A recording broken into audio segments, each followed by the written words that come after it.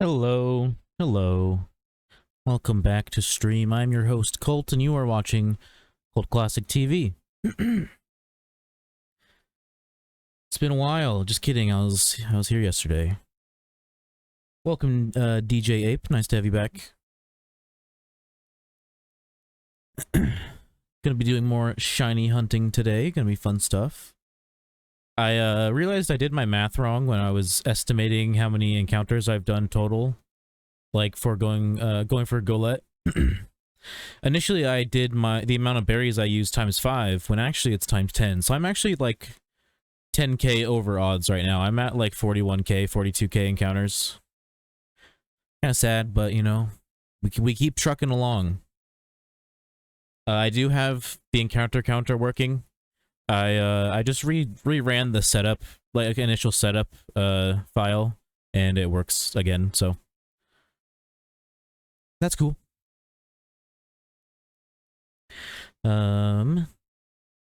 Let's see, do I have anything to say? I won't be streaming tomorrow as per my schedule. I don't stream on Mondays and Fridays, but then I will be back on Tuesday, but I'll be playing Fallout New Vegas. Because PokéMMO for me is going to be a weekend thing. Instead of not at all, because that was the other thing I was going to do. I was just not going to come back to PokéMMO for a while, but then I got into hunting. I fell asleep 2 hours into the last stream, but I guess I didn't miss anything. Yeah, no, he didn't. I just continued to not get a shiny golett. Let's go ahead and switch over to the desktop. I guess I'll make a post in global. Make sure I'm actually posting to global. There we go.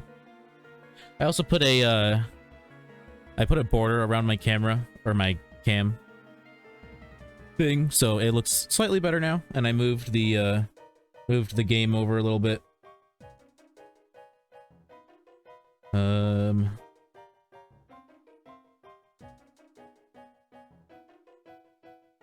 Third time's the charm.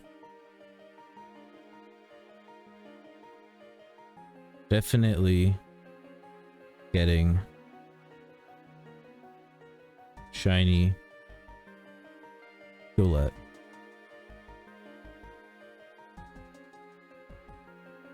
This time.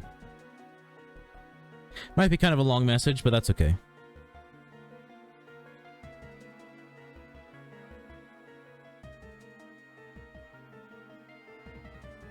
TV/Colt Classic TV, and then copy the message so that I can have it for later.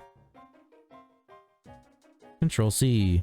Alright, has anyone posted anything recently? Doesn't look like it. Alright.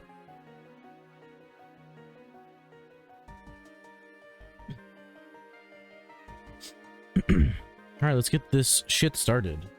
Where's my controller? There it is. How can you wear a beanie? It's like 30 degrees Celsius here. Pretty fucking hot. I'm literally dying in sweat. You act like it's the same temperature everywhere. I mean, it's 80 degrees here, but it's not 80 degrees in my room. It's probably maybe 60, maybe 65 degrees in my room. I'm comfortably warm. Cool, I have to reconnect to my controller. Bluetooth. Add Bluetooth.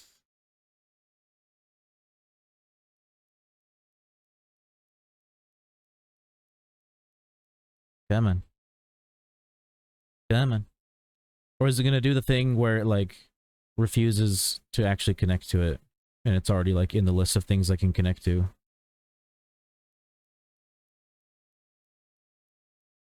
Nope, it's just not even detecting it. Come on. Come on, I believe in you. Here we go again.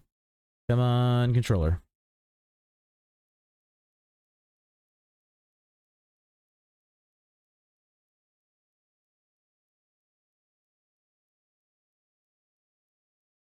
It's not summer everywhere. You forget that. Not everywhere has the same seasons.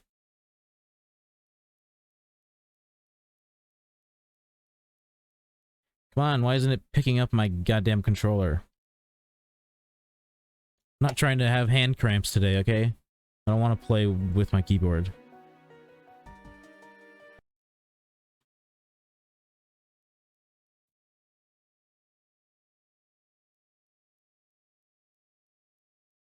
It's not summer in every hemisphere.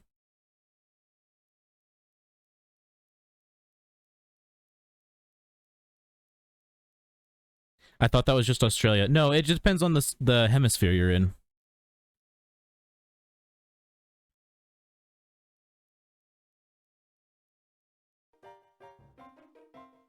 I believe America's in the northern hemisphere.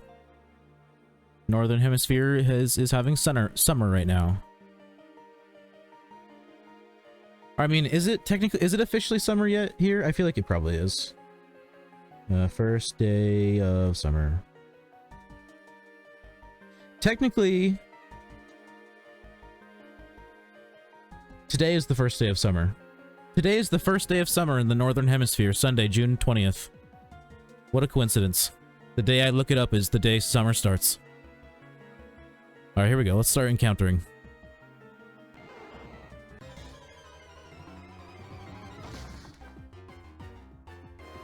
Yeah, officially summer started today in the northern hemisphere. Obviously, it's probably felt like summer in a lot of places already for a while. But officially, it was today.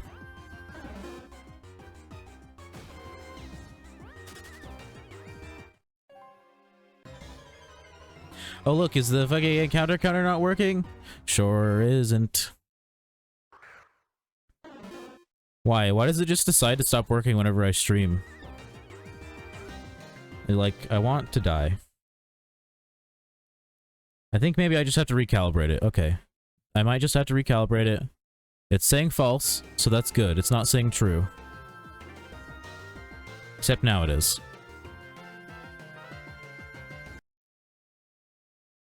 If I reset it. God damn it. It was I think I'm gonna have to do the exact same thing that I did before. I'm gonna have to close it out, rerun the initial setup thing. I fucking hate this shit. It's so annoying. I can't wait for whatever the other one that somebody else is working on. I can't wait for that shit to come out, dude. I hate this. This encounter counter is such a piece of garbage.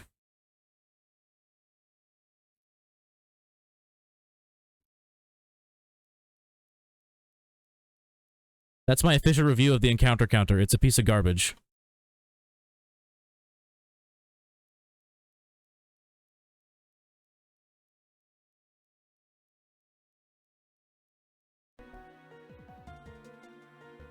Alright, let's do a horde. Fucking recalibrate it.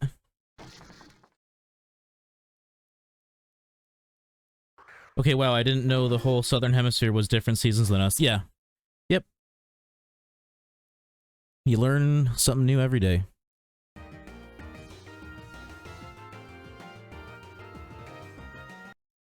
Okay. I think it's working. Let's do another encounter. Unless it's not, it just might not be working. Oh, nope, it's still saying true. It just doesn't work when I stream. It refuses to work when I'm streaming.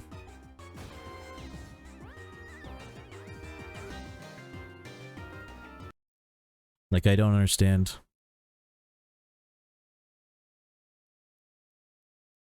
Stop saying true. Say false.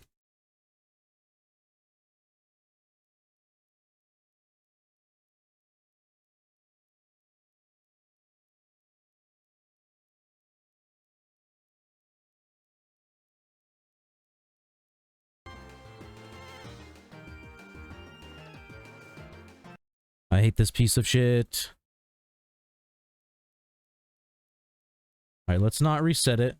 Let's let it... Oh, it's saying false now. That's better than it not saying false.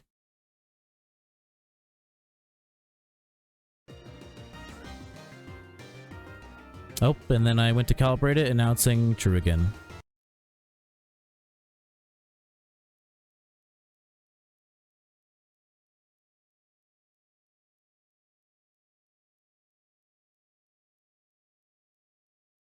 I want to die. Man. Alright, I'm gonna try one more time. And then I give up.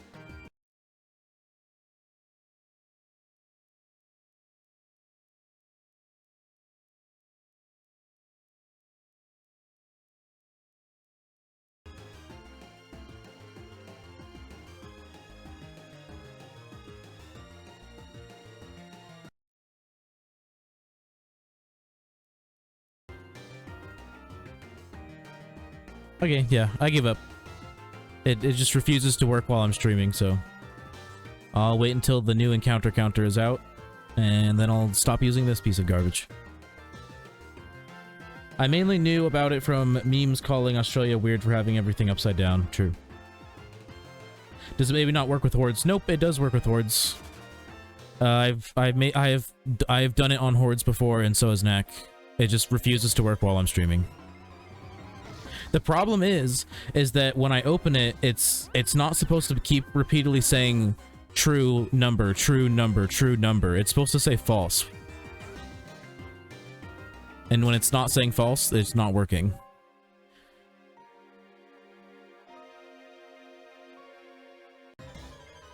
Because yeah, it was literally working right before stream. Like, I tested it and everything. And then as soon as I started streaming, it stopped working.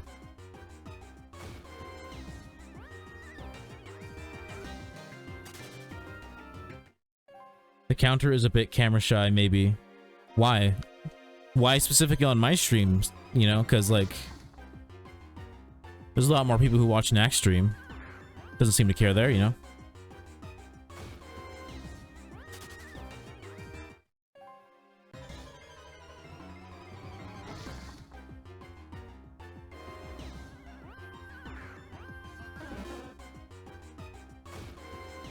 I'll try it one more time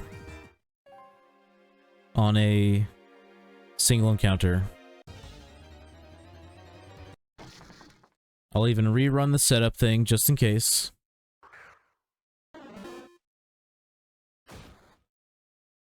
Because that's what fixed it last time. Starts off saying true 10,000, which usually means it's not going to work. So let's go ahead and just do this. I'm not even going to reset the number. Boop. Boop. Nope, still saying the same thing, doing the same issue. Yep. Just saying true, whatever, you know, true encounter number. Which is not what it's supposed to be doing. Cool. Whatever, I'll just keep using guesstimates. You don't need to know exactly how many encounters I had.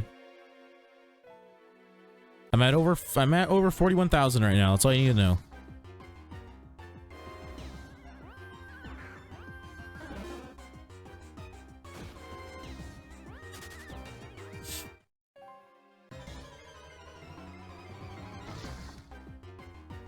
I really hope I do get one today. It'd be nice. Be nice to be able to move on to a different shiny next weekend.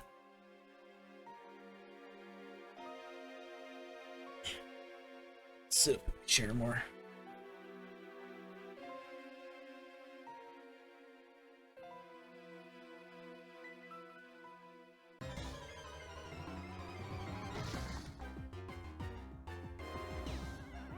Ugh. Yeah, I would be probably pretty hype if I got shiny golett today. That'd be pretty freaking sweet.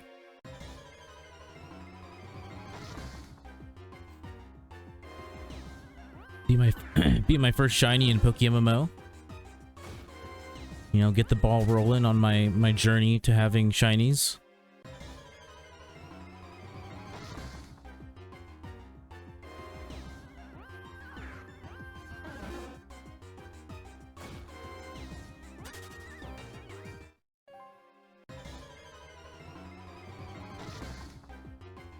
These aren't shinies, come on. Ugh. I slept a normal amount, so I'm annoyed that I'm like tired right now, but I guess that's because I like during when I wasn't streaming, I was like taking naps in the middle of the day, so that probably didn't help. My body like probably was like, dude, come on, it's nap time.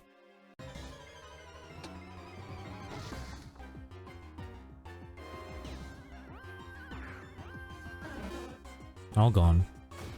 The shinies might be camera shy too, lol. But only on my stream.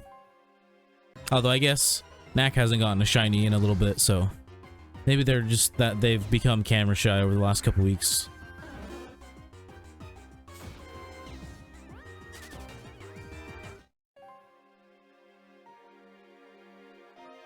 That'd be very unfortunate, dude. I was thinking it'd be both sad and funny if, because earlier to like test the encounter counter, I did a 6 horde encounters just to like drain my sweet scent, and I thought it'd be funny if I got the shiny in like those 6 hordes instead of on stream. And sad, both funny and sad.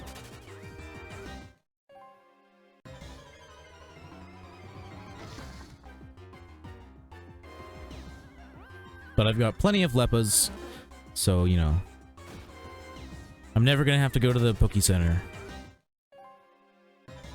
I have 2,400 on me right now, and I have 378, right? I think, yeah, like 378 plants that are planted right now, because I have every plot filled on 2 characters, but I don't have to harvest those until 8:30, so I don't have to harvest those for 4 hours.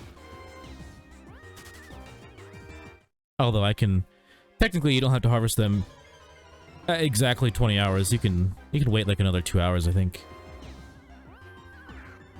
Forget exactly how long you have before they start dying. Or before they just, you know, die.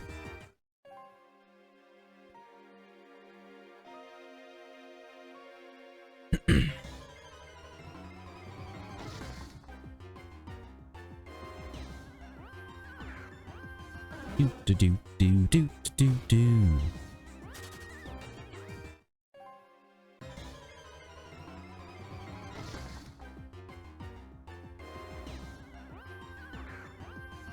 I'm actually like pretty close to getting to affiliate, which is kind of crazy to me. Because like there was a period of time where it like felt like it was probably gonna take a while if I was gonna get to affiliate, and then now it's like, oh, I'm almost there now. Have you played any Pokemon ROM hacks? I've tried. They just I don't know. They always feel bad to me. Although, the last time I played ROM hacks was when like 90% of them were incomplete, because that was like 8 years ago. 7 years ago. They just, I don't know. They all felt like, you know, none of them, because the thing is, none of them felt like I was playing a real Pokemon game. They all, you know, they all felt like fan-made games, which was a problem for me. It's like with mods in like Skyrim. It's like, I don't know. Doesn't feel like something that's supposed to be in the game, so it just doesn't feel right. I don't know. Feels weird. Doesn't interest me. Like, there's ones that, like, look cool, and then I, like, try to play them, and I'm like, I don't know. Feels like a fan-made game. There's some really good ones right now. Same with other fan-made games. I mean, if I play any ROMs, it's gonna be, like, probably a long time from now.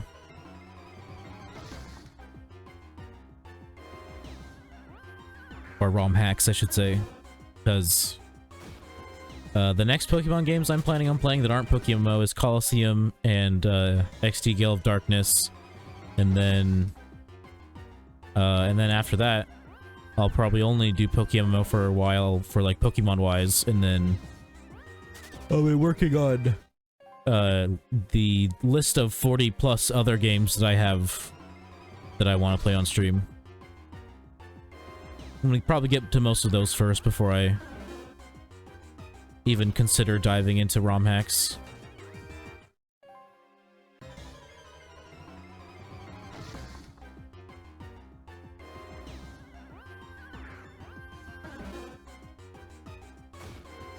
And that list is taking me a while because I haven't been streaming consistently, and then also I just haven't started like any of them. Like, instead of starting a new game, I just went back to playing Fallout New Vegas to finish the DLCs. I think I don't know, I might go back to Biomutant first just because it doesn't look as bad on my stream anymore. I only played it for like one stream because it looked really bad. If you play any ROM hacks, I'd recommend Radical Red and Emerald Kaizo, both very difficult games. I mean, obviously you haven't been here long enough to know this about me, but I don't like difficult games. I don't think difficulty is fun. That's why I won't play Dark Souls. It doesn't interest me. I'm not interested in being mad at a video game. That's why 90% of the time when I'm playing a new game, if I'm either playing on normal, because normal is usually pretty easy, or I'm just straight up playing on the easiest difficulty. I'm not a fan of being challenged in specific ways. I don't mind being challenged in like a competitive sense, like playing like a competitive game, but when it comes to like being challenged because of game mechanics, yeah, I don't know. I'm too smooth brained for that. I'd rather not. Being angry is a waste of energy.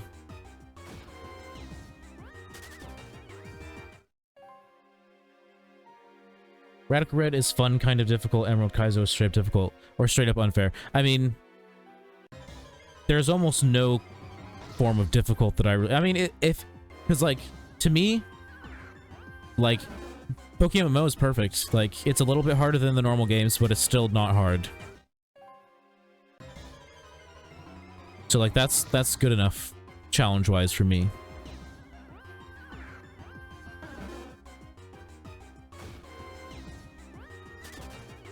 I mean, right now I'm playing Fallout New Vegas on hardcore and hard, but it's not hard. Like, it's pretty easy.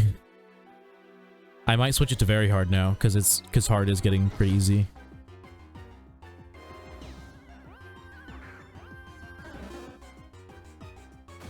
Yeah, I typically play games on like the easiest difficulty / normal, because normal is usually pretty easy.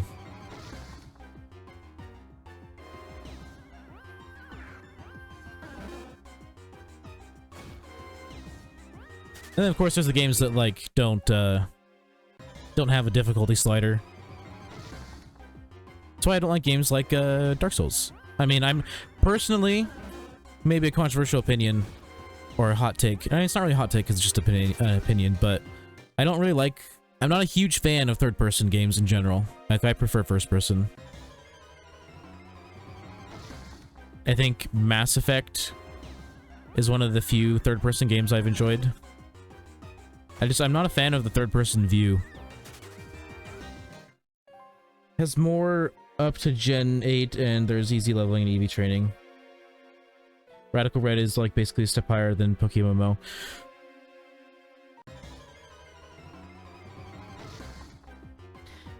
EV training I don't give a shit about. And I don't know, I don't really care about anything after Gen 5, but I don't know, maybe I'll give it a try at some point. I know I've heard about it like a decent amount of times, so I'll probably give it a try at some point. Maybe I'll learn to love some newer Pokemon. I know there are because I don't know all of them, like, off the top of my head, like, I just assume I don't like any of them, but I know there are a couple designs that I've seen. I'm like, okay, I like this Pokemon. I think one that I can think off the top of my head is I like the Poison Electric type from Gen 8. I feel like that's a cool Pokemon. Cool Pokemans.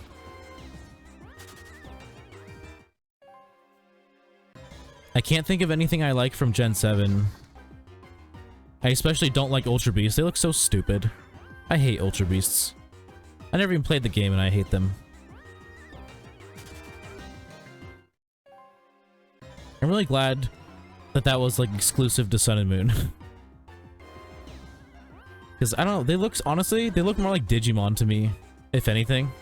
Like, it's like if Digimon were made, but in like a tried to be in more of like a Pokemon style. I hate them. I also think Eternatus, the like big bad legendary or whatever in Gen 8, I think that Pokemon looks stupid too.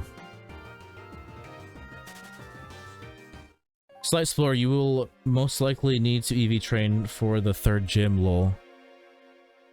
That sounds annoying.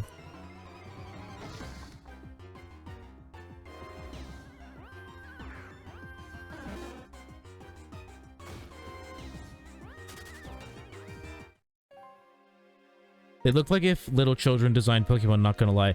I think it's the fact that they're like, oh, we have 3D now, we can like make our designs a lot more complicated, when that's like Pokemon designs, like once you get too complicated, they stop feeling like Pokemon.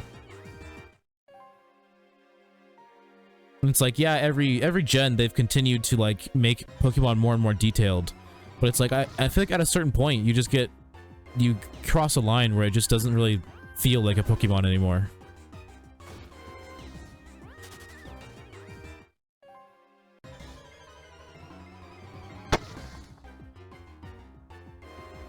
I don't know if that like that noise got picked up on sound. It was like a little like sound like a mic getting hit. And every now and then like I hear it in my headset and I'm like, I have no idea where it comes from. Big muscle bug, so cool, no way. No. Buzzwole, while its name is fairly entertaining, it has some comical value, it's a stupid Pokemon. Buzzwole, I should say, it's how it's actually pronounced. Buff Mosquito, haha. Yeah, it looks like something out of like a new like Pokemon like knockoff that would come out like nowadays, like if someone was trying to make something similar but slightly different. That's what their designs would look like, the Ultra Beasts.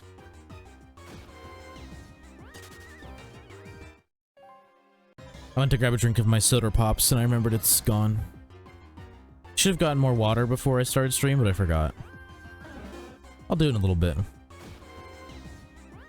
I need to stop like shaking and like going back and like, you know, just like bouncing back and forth a lot, because like I was watching I wasn't watching the VOD back, but like while I was editing the video I noticed that like at pretty much every point during the stream when I'm on camera, I'm like, it looks like I'm like shaking or like rocking back and forth, and I just like do it subconsciously because I don't know, I don't have anywhere comfortable to set my feet is the problem.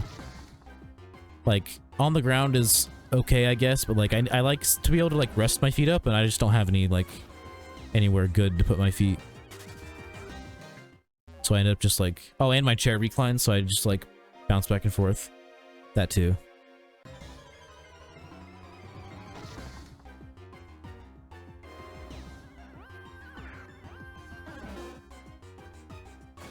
Hands are sweaty. They look like high quality shitposts, lol. Yeah, basically. Yeah, they're just overall terrible.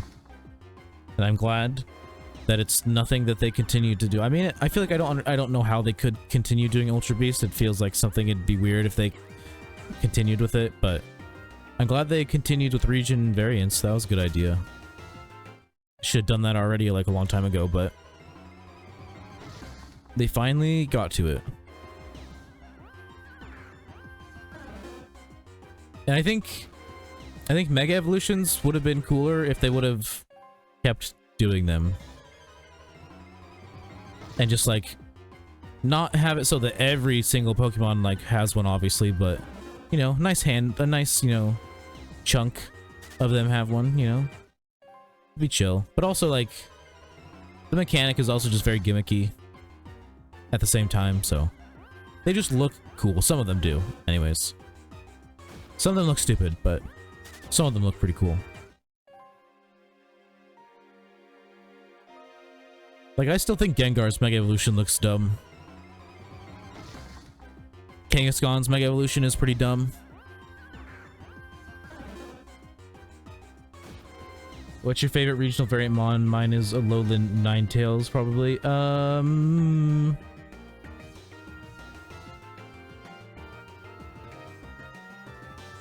trying to think of all of them.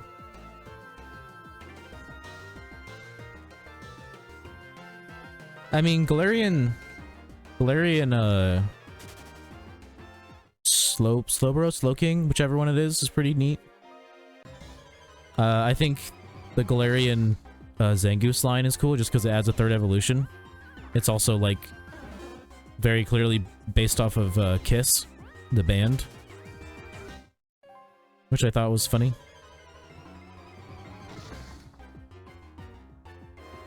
And I do quite like Alolan Raichu.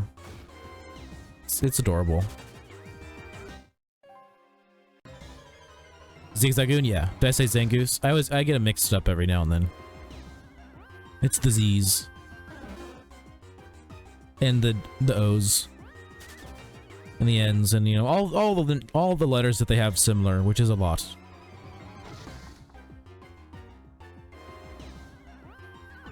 Yeah, give me a regional variant of Zangoose. Zangoose looks cool, but kind of a boring Pokemon. That's just because I don't like normal types. Make it like Steel something. Make it like Steel Ice. And like put it in like a snowy area, you know? Give it like a nice fur collar or something. Make the stripe on it blue. I mean, I guess its shiny stripe is already blue.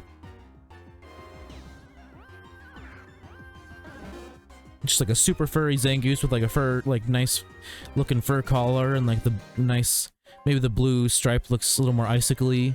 Give him some more like metallic looking claws, dude.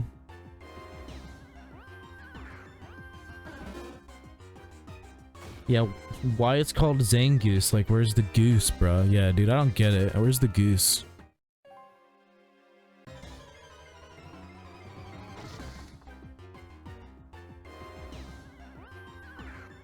I wonder if anyone's ever thought that, like, seriously.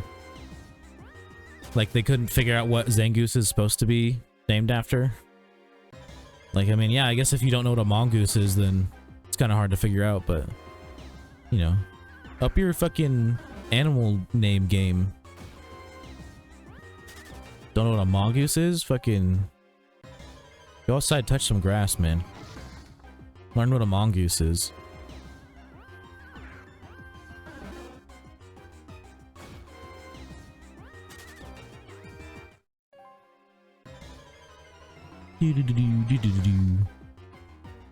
It's almost like when people are aware of like the superhero Wolverine, but then because they're more aware of that, they like hear of like an animal called a Wolverine and they don't think it's real. I've had that happen. Like, it's not just a word they made up. It's like an actual animal.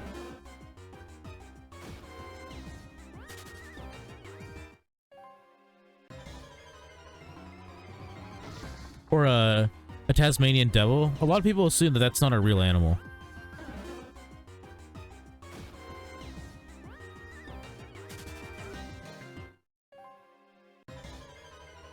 If they're aware of Taz, the Tasmanian devil, that is. I almost chipped my tooth in like 3rd grade when I was pretending to be Taz while chewing a Pez. I was like just like being crazy and chewing the Pez weird and like aggressively, and I almost like chipped a tooth. You live and you learn. Don't act like Taz when you're eating something hard.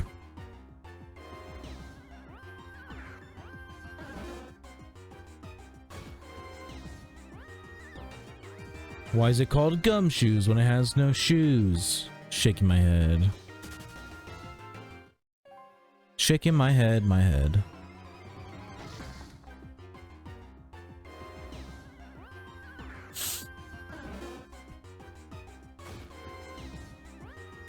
Gumshoes is a stupid Pokemon and I don't like it. To me, Gumshoes is about as good as, like, Patrat or Watchog. They're, like, on the same, like, tier.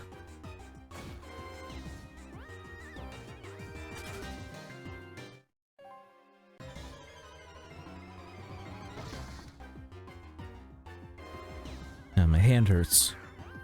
The correct hand this time, the one where my wrist is fucked up. It's like yesterday my other hand started hurting. It's like, why? There's nothing wrong with that hand. Absolutely nothing wrong with that hand.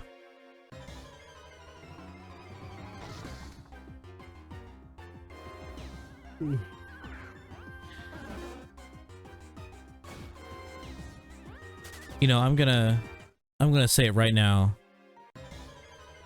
Knack, to me, pronounces some Pokemon names weird. Throwing it out there. He says Venonat and Venomoth. Obviously, it's supposed to be Venonat and Venomoth. It's based off the word venom. Come on.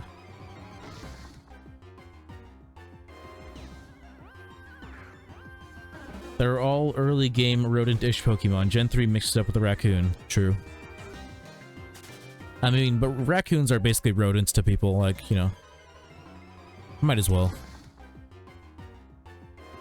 Raccoon that evolves into a fucking ferret or whatever, a long boy.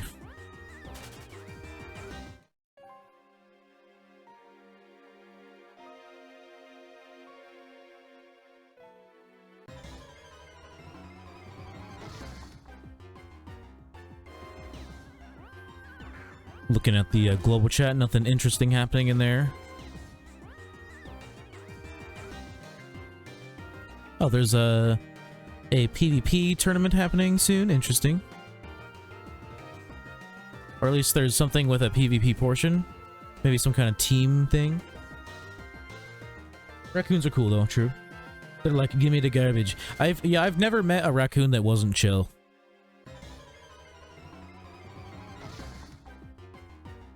Like, I've never met an aggressive raccoon. I know they can be aggressive, but I don't know, maybe animals just like me.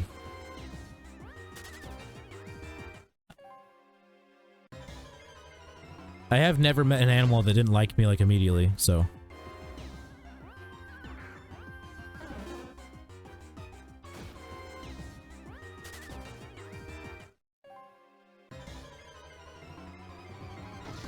Except my dog.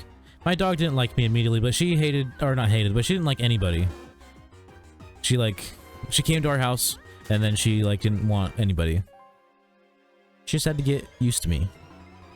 She only started liking me when, she was alone with me for 3 days because nobody else was home. So I was the only one who could entertain her. And then she was like, oh, this guy's pretty cool. And now I'm, like, the only one that feeds her or fucking plays with her or anything. I just don't pay her vet bills or buy her food. That's about it. On the topic of garbage, people hate on Trubbish and Garbodor for no reason. I think they are really cool. I hate them. I think they look stupid. I mean, they're starting to grow on me a little bit, but I still think they look stupid. I think they look about as stupid as, like, Grimer and Muck. You know? But every generation has Pokemon that just look stupid. Or feel lazy. Like, Trubbish and Garbodor feel a little lazy to me, but I don't know, maybe they did put a lot of thought into them. Same thing with the fucking ice cream Pokemon. To me, they feel lazy, but I don't know, maybe they put a lot of effort into those. Maybe I'm just a shitter. Okay, but little cute bag of trash is cool. Eh. If anything, Garbodor is starting to grow on me a little bit more. I couldn't care less. But that's the thing for me, though. Like, if anything, like... If you ask me what my... Like, if I... Okay, let's... Because I don't actually have a favorite Pokemon, so saying if you ask me my favorite Pokemon isn't a good way to phrase this.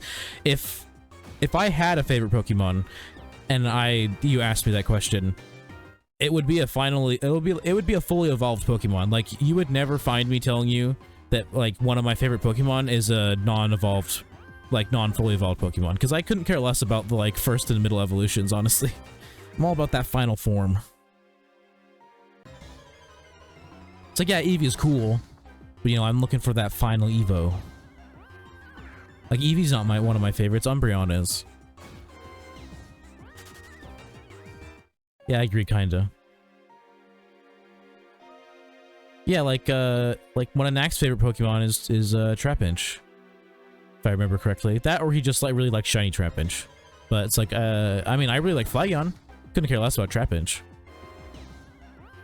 Although I'm a little tainted on Trapinch because, like, Trapinch is literally useless in Hoenn until it's fully evolved into Flygon. Like, even Vibrava is useless. They just get fucking murdered. They literally can't do anything. If you want proof, go back and watch my entire Hoenn playthrough.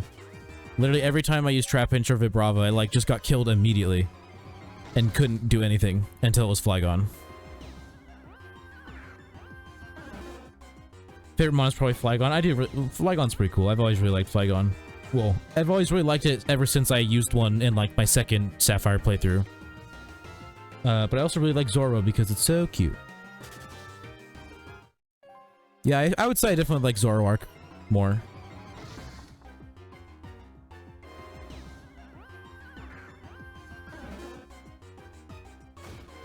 But Zorua is good. Zorua has good design.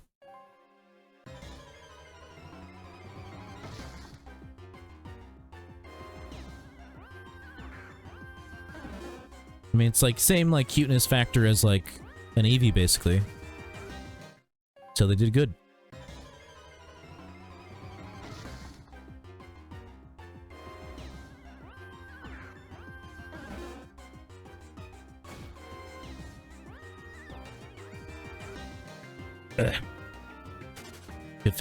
Could feel a burp coming on. In 8 minutes, I'm gonna get up and grab water. Because I'm getting thirsty. And warm. My hands are sweaty.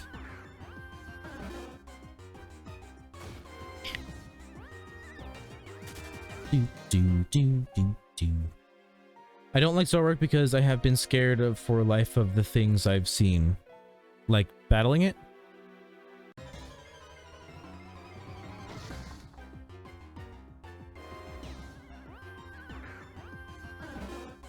That's the only thing I could think of. Or like... Yeah, it's the only thing I could think of. Pokemon aren't scary.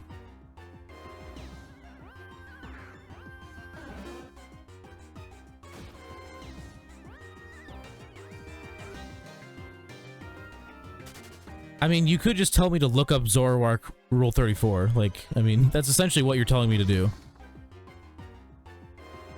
Scarred. Yeah, I always, I don't know. For some reason, whenever I see Scarred written or, like, typed out, my brain just only sees one of the R's. It happened yesterday with somebody else, too.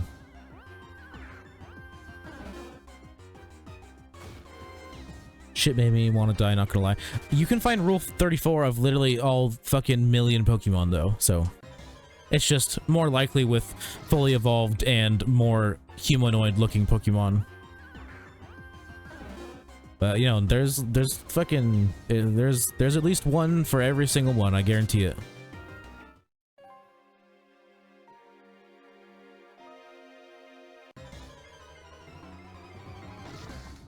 It's so weird, though, what the fuck. I mean, yeah, if they're not hurting anybody, I don't care. As long as you aren't banging animals in real life, if this is your outlet to not bang animals in real life, go for it, man. I don't care.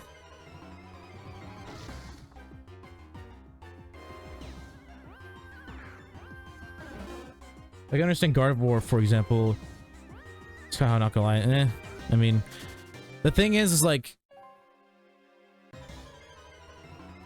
the only reason it comes off as hot at all is just because they make them look super humanoid and like the actions that they're doing.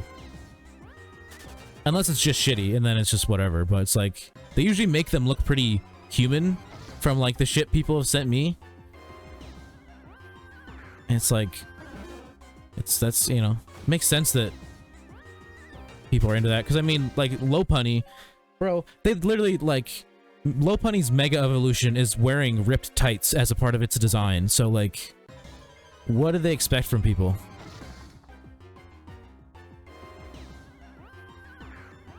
Some are just like, what the fuck are you doing with your life when you're drawing that kind of shit? It's just probably the same people who, like, want to bang animals, you know? Same people who, like, want to bang their dog.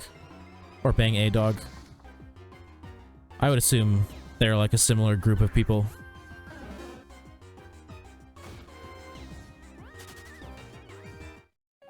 Because, like, if you're of the mindset that, like, if you could have Pokemon, you'd totally bang them. It's like, like, how is that any different than if you had an animal, you would totally bang it, you know? Don't bang animals. They can't consent. It's weird.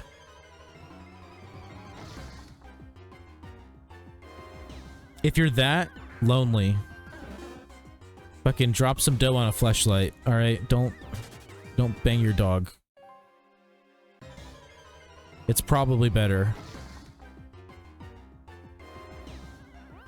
At least it's more human.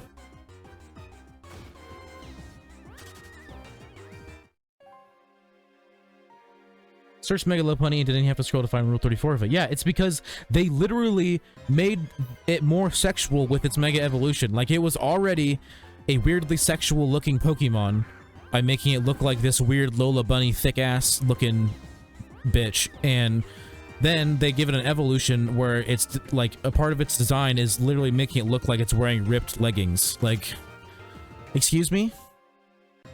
I thought this was a game for children. Fucking weirdos, that fucking Game Freak, man.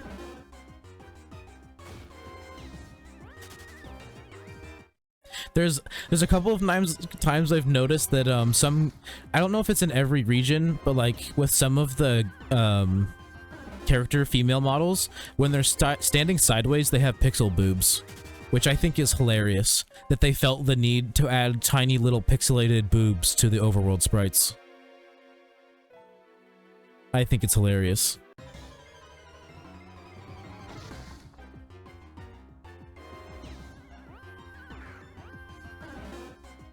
It's like, it's super unnecessary. It's super unnecessary.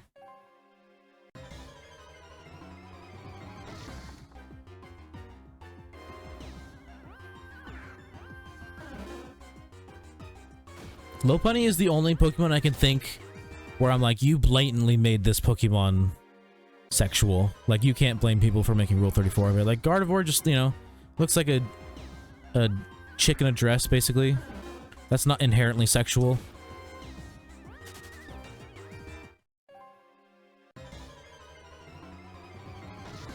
It's like they found a picture of, like, the original, like, OG Lola Bunny, you know, being thick as fuck, and they're like, we should make a Pokemon based off of this.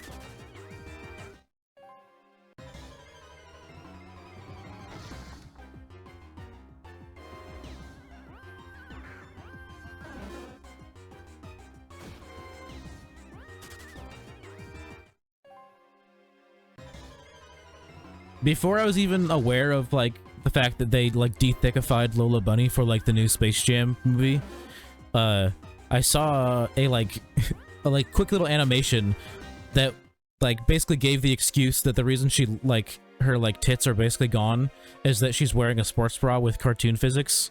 So, like, it just makes it look like there's nothing there, and then when she takes it off, it's all there, you know? I thought that was funny.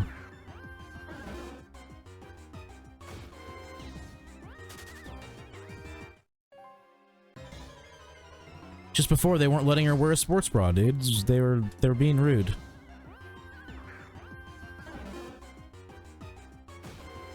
My elbow hurts. Nope. We're at the hour mark. Let's do this horde, and then I'm gonna grab some water. I really need to get a water bottle. Because, like, the stuff I use is meant to be poured in a water bottle, like the juice mix I use. So, like, it's, like, meant to be shooken up with the force of shaking up a water bottle, but I've been putting it in a cup and stirring it with a straw, which isn't, like, sufficient mixing power. So I really need a water bottle. But, yeah, I will be right back. I guess I'm not gonna throw up the BRB screen because I'm not even gonna be gone for 3 minutes, so I'll be right back.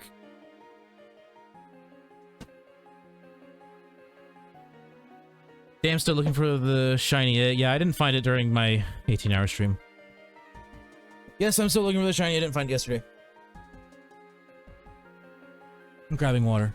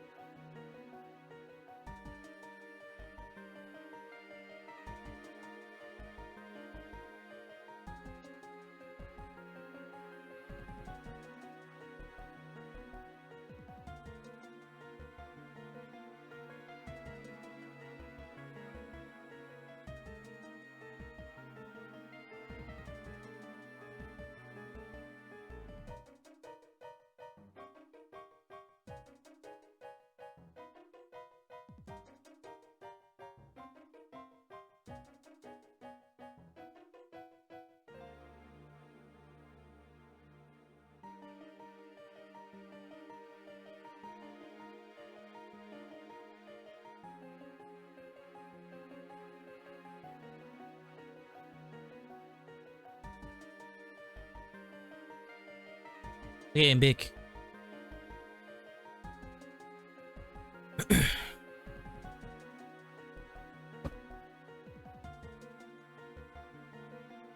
I just have to mix up my juice now. Or mix up my water into juice.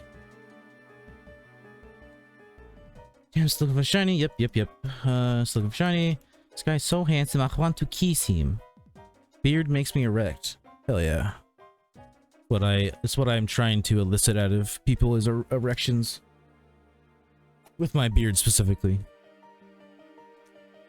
You know, if you get erections from any other part of me, that's on you. Beard is intentional. It's hard to rip two of these packets open at the same time.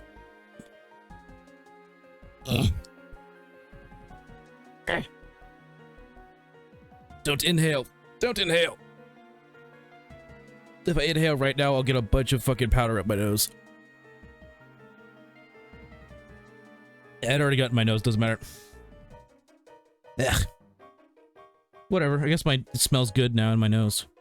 Smells like Hawaiian punch. I can mix this shit up.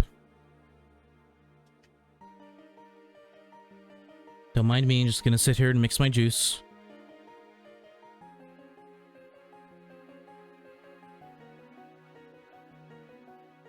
As well, I have still not beaten the Elite Four. Life is great. You're supposed to move on. We told you this. You have to move on and do another region. Or train your mind off. Or train until your brain becomes liquid. Team again. Did you level them up this time? I don't feel like booting up PokéMMO. It was Krook, Emboar, Dragonite, Rhydon, some other shit. It was Krook, Emboar, Dragonite, Rhydon, and Dredagon. Yes, but I cannot move on. I must complete it. And you don't have to. That's the thing. Like, video games are supposed to be fun, so if you're not having fun, just, you know, do something else.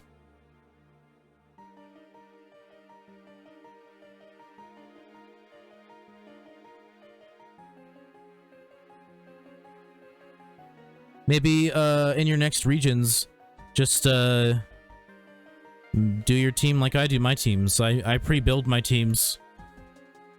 And, I make sure I have good, you know, type balance with no overlapping, types. And I just, you know, go from there. And I always use Pokemon I've never used before. Or, I use new Pokemon every time I do a new region.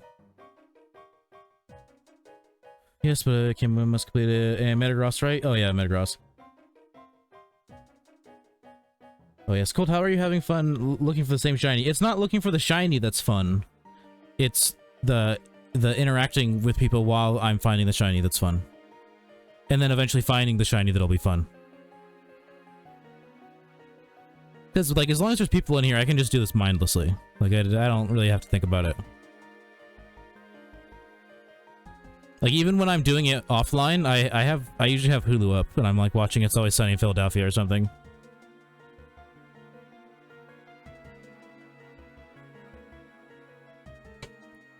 How many shinies have you found? This is the first one I've ever tried to shiny hunt, so none.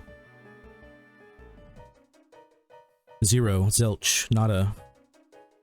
I have a shiny in my Leaf Green cartridge, and that's the only, like, normal game shiny that I've ever found.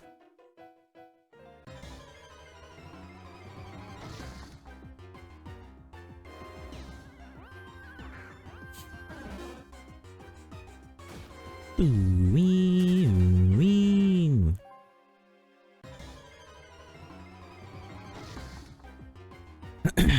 Here we go again. Time for more hordes. Yeah, this will be my first shiny when I find it. Inevitably. Just it'll be up in the air for how long it takes me. Because like I said, I'm already over odds. I'm probably close to, if not over 42k encounters at this point.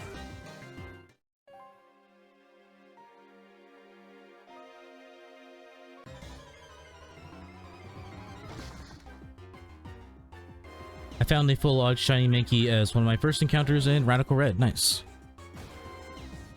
That's pretty poggers.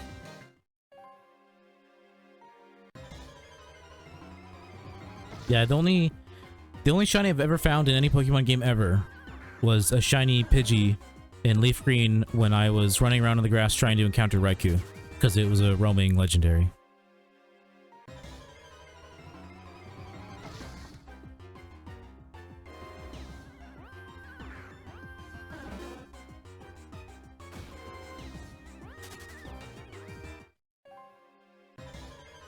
And I caught it and evolved it into a Pidgeot.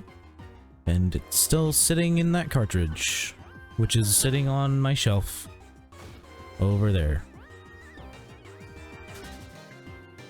My Game Boy SP is up there too, and eventually I'll be able to use it again if I ever find a charger for it. I feel like my charger for it has to be somewhere, I just haven't found it yet. I think it'll still turn on. It's just like, it's not gonna take it very long to die. How rare is it for golett? I mean, they're all the same rarity. It's just you better your odds by horde encountering. But it for all shinies, it's 1 in 30k. It's just I'm making it easier on myself by doing a 5 horde that has a 100% chance of encounter rate.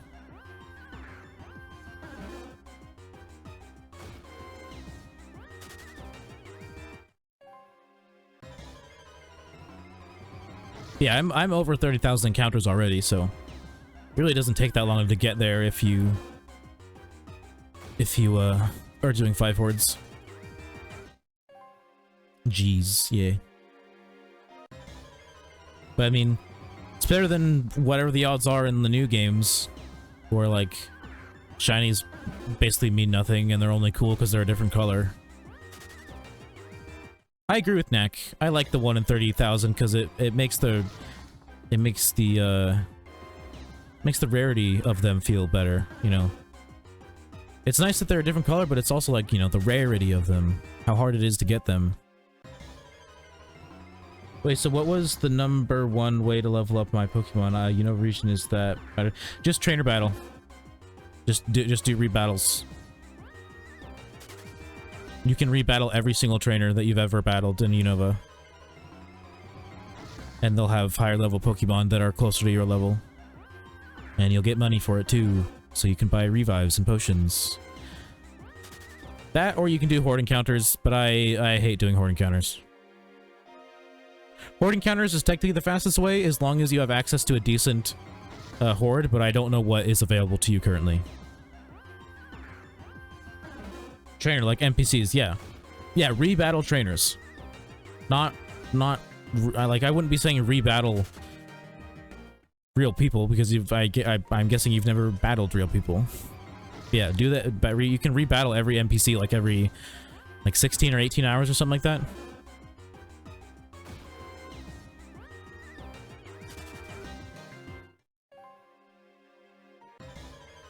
I think we determined yesterday that Giant Chasm is after you beat the Elite Four.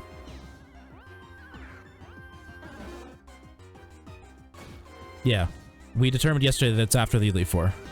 He hasn't gone there yet.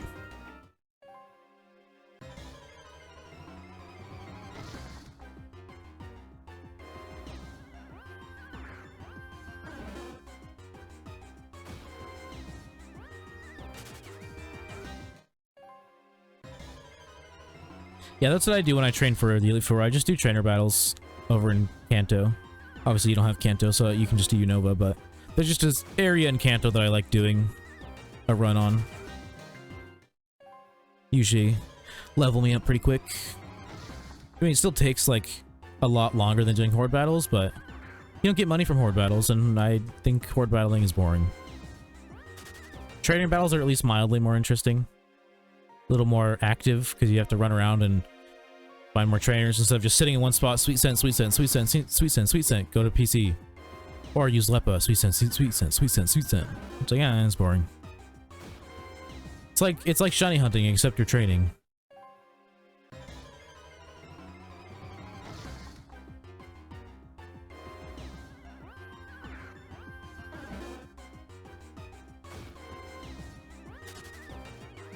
Speaking of Lepas, I have to harvest mine in about 3 hours and 15 minutes.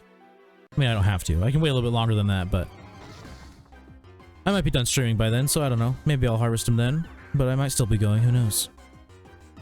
Just like yesterday, I'm only planning to go for 4 hours, but if I go over that, I go over that, you know? I went for, what, 6 hours yesterday? The only thing that would really stop me from wanting to keep going is if I got like super fucking hungry, and then I'd just want to stop and make food. From my experience playing Gen 5, I thought Giant Chasm is on the way towards Victory Road. It might have been him that said it, but someone yesterday said that Giant Chasm is after Elite Four, in Black and White, but not in Black and White 2. What happens if I try to level a Pokemon above 56 because that is my level limit? You literally can't. You literally can't. It'll just store up all the extra XP until your cap goes up, and then when you do another trainer battle or whatever, when you do another battle and it gets more experience after your cap has gone up, it'll just get all the experience all at once and go to whatever level it's going to go to. But yeah, it literally won't let you go past it. Unless you switch regions. Because then, you know, your level cap is 100, so you have to pay attention and not over-level. But you're good, because you're in Unova. I hate Unova's level limit so much. It's such a big jump between the level cap of the 8th gym versus the Elite Four. It's such a big difference that, like, training for it, if you want to get to level cap, just takes so long. I feel like it's the longest out of all 4 Elite Fours, if you're going to train to level cap, I think Unova takes the longest.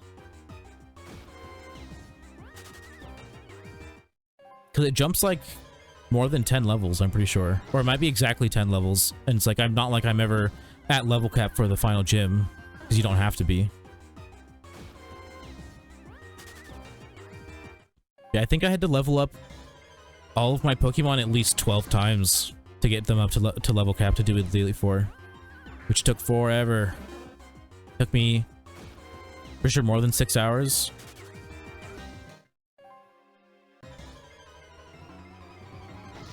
And then I finally got to Elite Four, and like, I just wanted it to be fucking over. And then I like remembered all the bullshit you have to do after you beat the Elite Four. I was so annoyed. I just wanted to go to bed. It was 3 AM by the time I fully finished, like, the Elite Four and everything afterwards. I just wanted to fucking go to bed, dude. I was so done.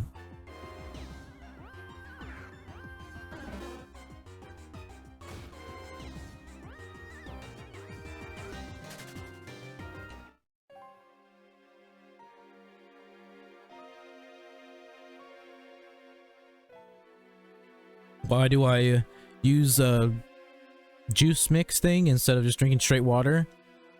Because I'm not a huge fan of water. I have too much of a sweet tooth, so like it's too bland for me. And also, it doesn't make me salivate. So like if my mouth is dry, water doesn't do anything for me.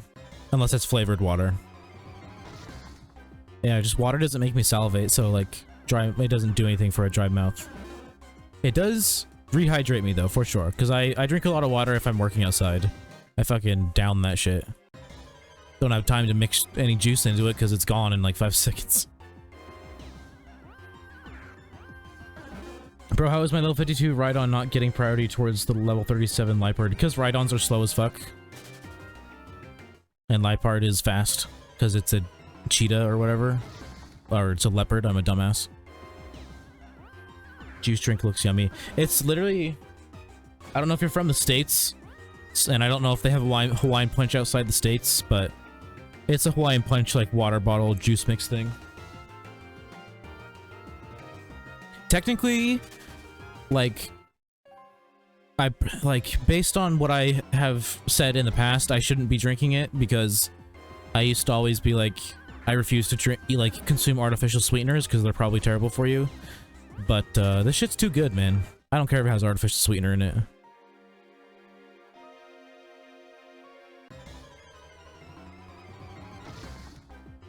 It's a lot better than the other juice mix I used to use, only because this stuff, like if I don't finish it, it's still good for like, it still tastes good like 24 hours after I mixed it. With the other stuff I used to get, like after even like 8 hours, it starts to taste kind of weird. It's like sometimes I get a lot of it and it like, you know, so it's gonna last me a little while.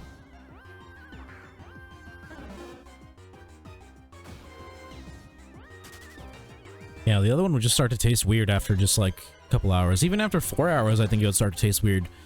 Because I used to take it to work. And like, yeah, not that long into work, it would already be tasting kind of funky.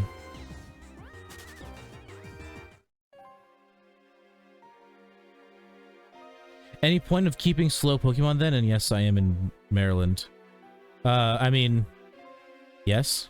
Slow Pokemon are walls. They can tank moves a lot better. You're supposed to have a mix of speedy Pokemon and slower Pokemon. Bruh, if it's so slow, then why do they use Rhyhorns for racing? Just because they use Rhyhorns for racing doesn't mean they're fast. That's just what they decide to use. They probably use fucking Rhyhorns because, you know, they can't use Rapidashes because they're too, you know, they have fire on them. No one can sit on them. You know? I think they just went with Rhyhorns because they're like, yeah, these will do.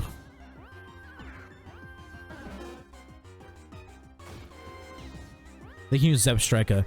I mean, we don't know if the shit on their back is like smooth, is like soft or not. Don't they have like spiky things on their back? Also, maybe they'll just like electrocute you. Yeah, it's got like little like white spiky things on its back, and like who knows if that's fur or if that's actual like pointy, you know?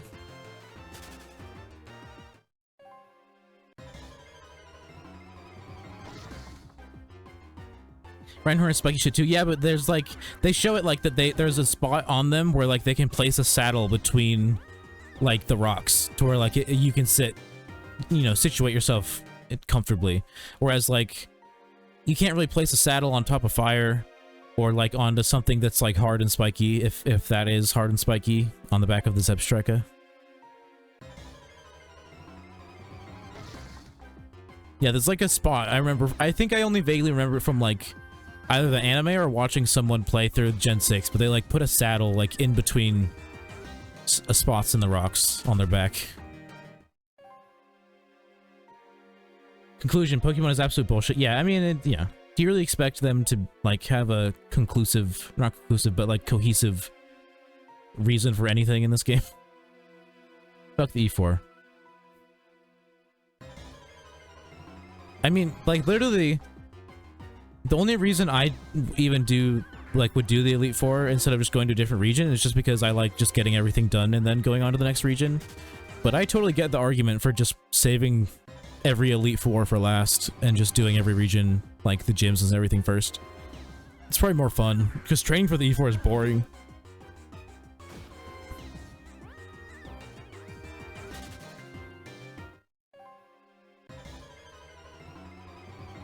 I'd much rather play through the story than train.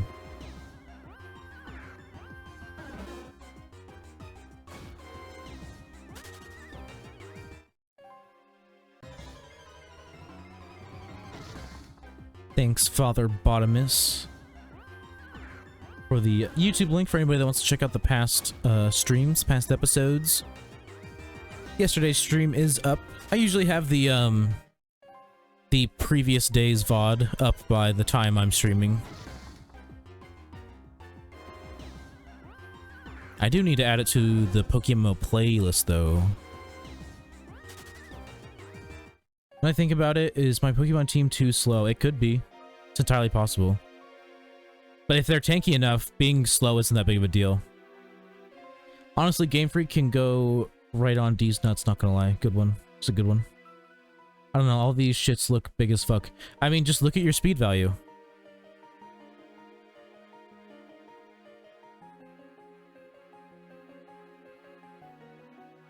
It's you just go to the second tab here, and then very bottom number. It's your total speed.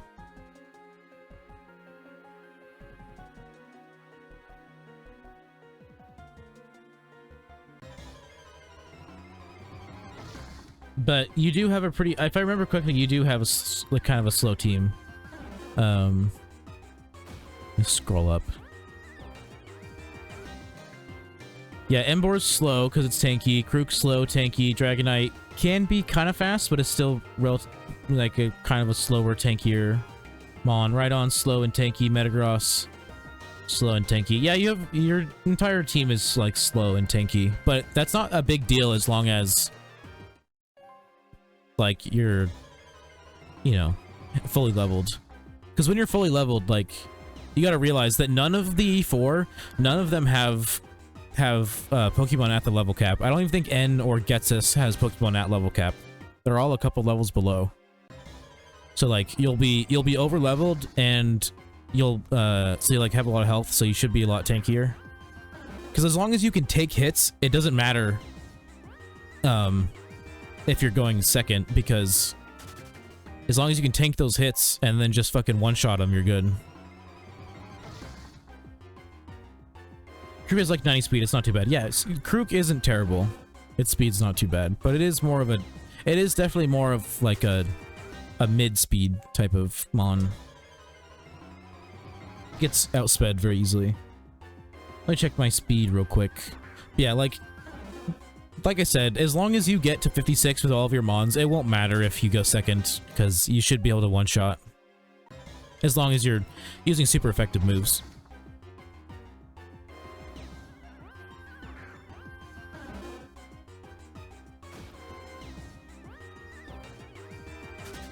And if there's some like type that you don't have covered for the Elite Four, I would look at what moves your Pokemon can learn and maybe buy some like TMs or something. And I don't know, if you can't buy any TMs, I can give you money if you need it. Because like TMs aren't that expensive. I can drop you some Ks.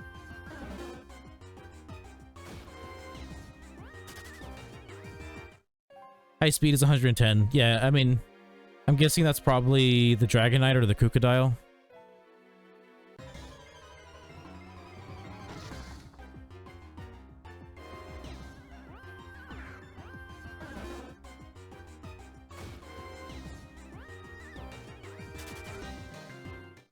But yeah, I would just get to level 56 and you won't get one shot anymore, just like in general. And then, or you shouldn't. And then, yeah, as long as you can one-shot, you should be fine.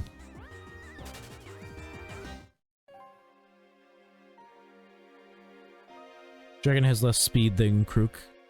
Yeah, but I don't know, maybe he got a Dratini with a higher speed stat. Or like a higher, speed IVs.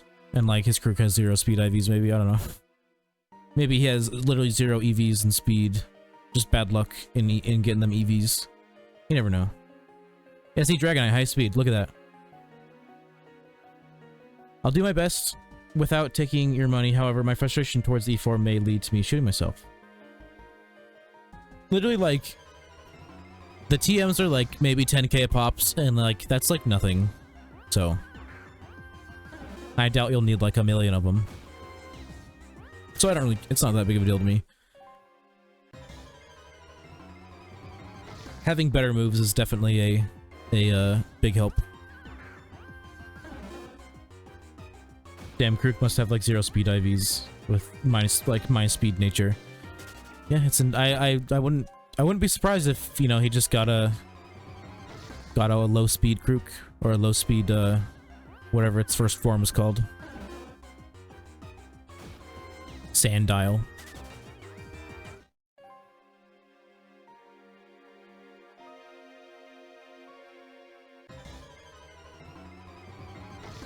Yeah, I pretty much, when I'm catching Pokemon to use for the campaign, I basically just keep like catching them over and over again until I find one that has like decent enough IVs that I'm like, okay, you know, this is decent, I'll use this.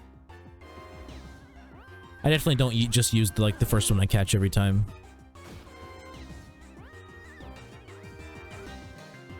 Krook has 40 speed. Huh? It's fucking what?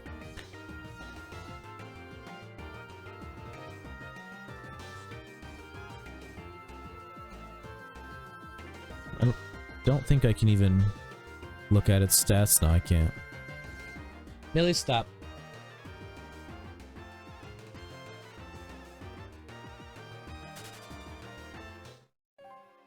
If I was on my other character, I could, because I used Crocodile on my other account. Oh, it has 40 speed EV. So yeah, it has probably like 0 IV, it probably has like 0 speed IV, maybe a minus speed nature, and then like basically no speed EVs. Scared you for a second there. Lamau.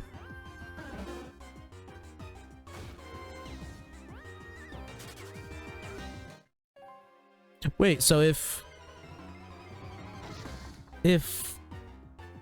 your thing has 40 speed EVs and it has a base speed of 90, shouldn't it still be faster than your Dragonite? Or would a minus speed nature actually make that difference?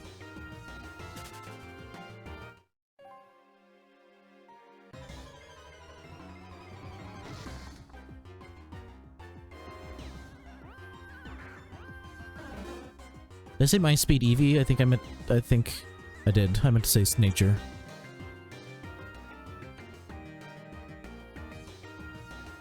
Did you guys hear that dog bark outside? Pretty sure you didn't, because my mic has perfect filters. Really, stop. Just because there's a dog outside doesn't mean you have to bark at it.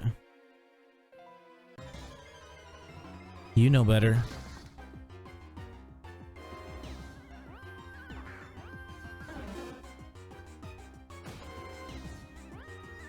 Like, I thought you gave it an Iron Ball with 0 speed IV and EV with my speed nature. Oh yeah, I guess I didn't take into it. Wait. What? Dragonite has 29 speed EV and 110. What? Tell me what your total speed what your total speed is. Not, I don't care about your EVs, your IVs, anything. In the second tab, this will be your, like, the second tab is your total stats with your IVs and EVs added and everything.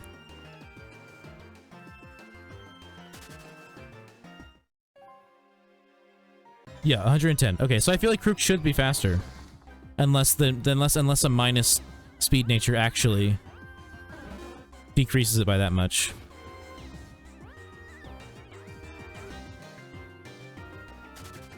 Because if Krook has 40 EVs, then it should at minimum have 130 speed without a minus speed nature.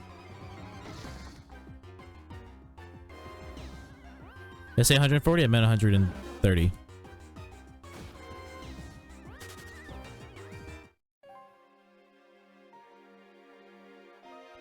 Like, I feel like a 10% minus wouldn't make that big of a difference.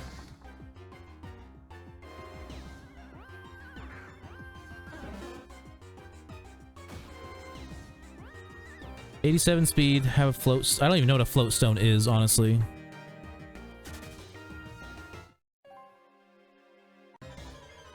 I guess 90 is its base speed when it's like level 100, right?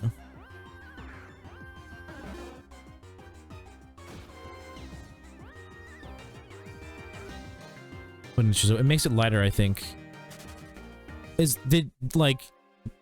Did you just decide you wanted to do that, or is it to like? Is it because that one fighting move could like one hit you? Is that why you have a float stone, or is it just because YOLO?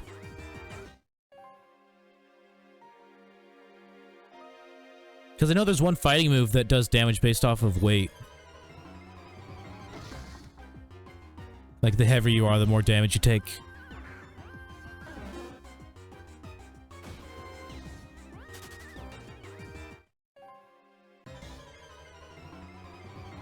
He didn't even have to tell you his nature. He could have just... You could have just told him that he could scroll over it himself. Look, you just go like this. Boom. Plus 10% minus... Plus 10% minus 10%. Boom. Easy.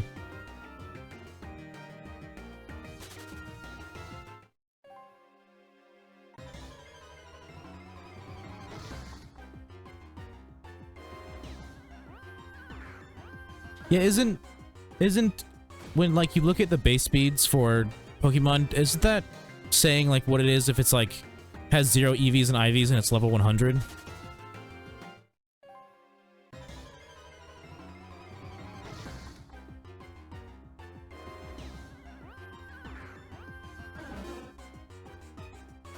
Or is it just because it wouldn't make sense for his speed to be that low then?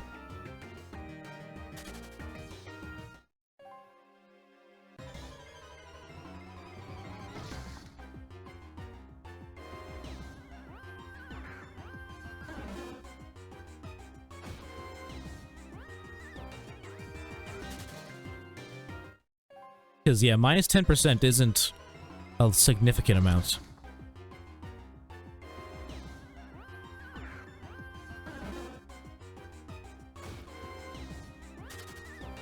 It's an amount, but it's not crazy.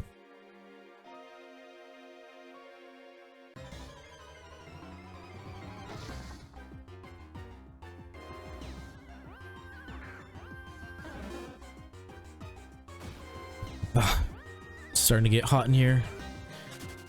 Probably just because my computer is putting off more heat than typical. So what once was a cool enough room is now getting a little warm. A little too warm. I might end up having to take my beanie off, but we'll see.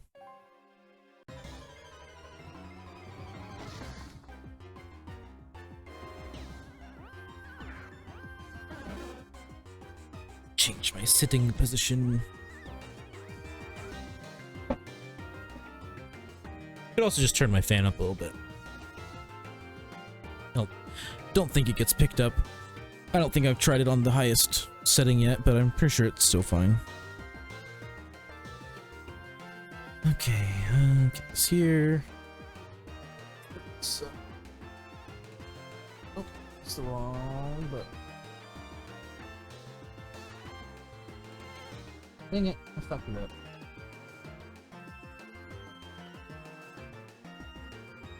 I hit the, like, oscillate button, which makes the fucking... the, like, grate on the fan spin, so that, like, the wind isn't just going in one direction, I guess. But that fucks it up so that it wasn't hitting me in the right way anymore.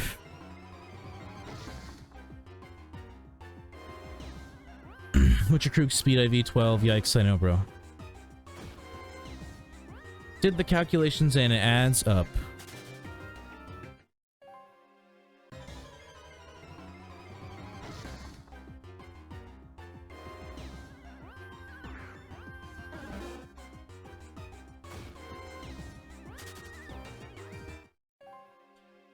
Wonder how fast my crocodile is.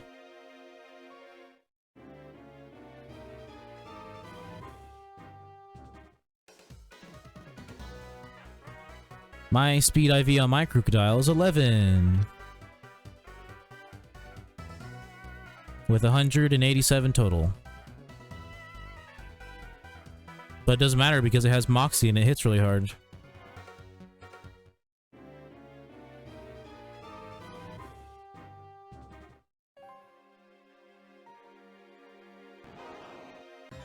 At 56, it would be only 108 speed.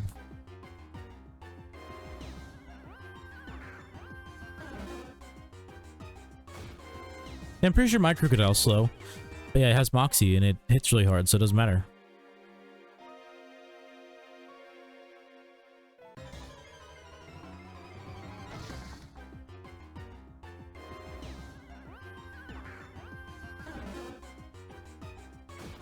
Doobie doobie.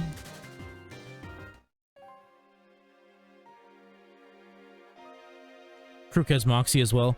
Yeah, as long as your Crocodile is 56, it's gonna be basically unstoppable as long as it kills one thing.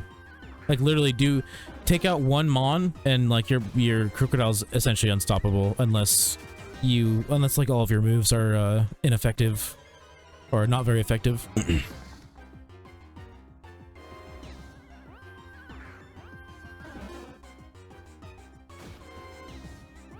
I guess that's also in my experience though, and my Crocodile has really high, or not really high, but decently high attack because it had I believe a decent amount of attack EVs and a decent attack IV. And working towards leveling up my shit. It's going to take time because my lowest level is 44. Yep. Yeah. Yeah, when I trained for the E4, all of my Pokemon were between, pretty sure, like 42 and 46. So yeah, I trained for like 8 hours. Maybe 6 hours. I was also doing it on stream though, so I wasn't like going as fast as I could. I was distracted a lot.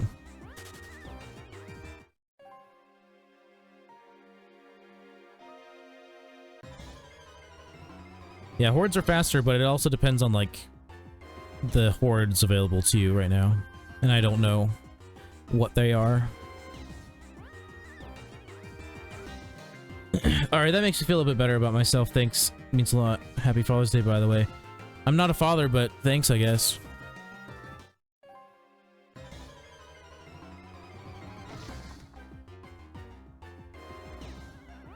First thing I said to my dad all year was Happy Father's Day.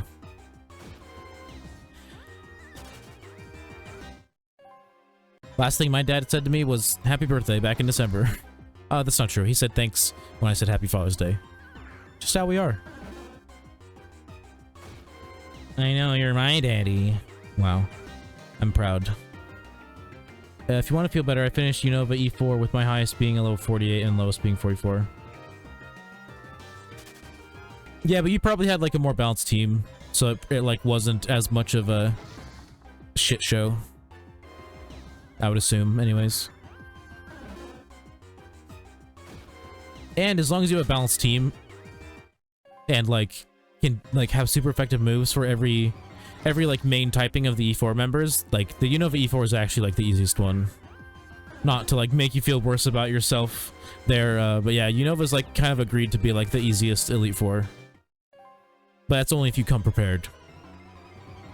Otherwise, they're all hard.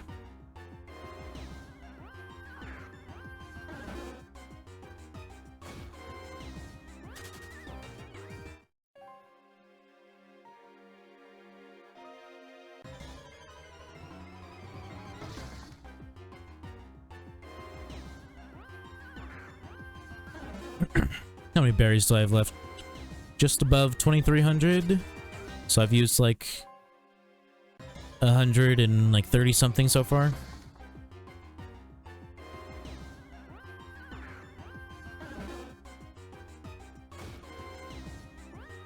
Team in-game? Yes. No, your team outside the game. Don't have one. He doesn't have one inside the game or outside the game, so...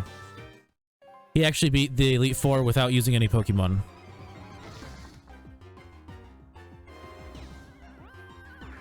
They were just, they were like, you know, they were between 44 and 48, but they weren't actual Pokemon. They were just like blank spaces.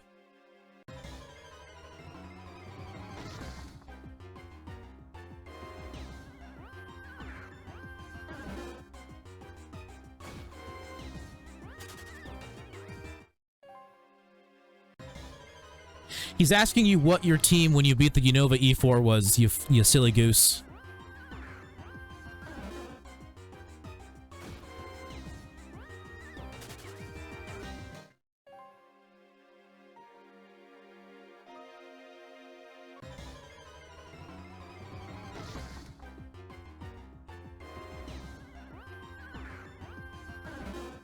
Beat the E4 in boxing matches, hell yeah.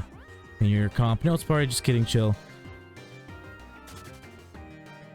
Yeah, like, I've literally never called it a Pokemon party, and I probably never will, except for right now.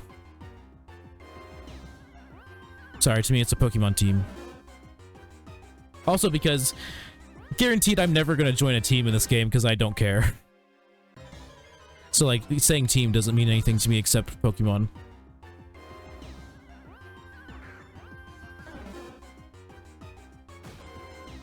To me, joining a team in this game is like akin to joining a clan in Call of Duty. Like, yeah, you kind of like you got a bunch of people to talk to, but I also don't care and I don't talk to people, so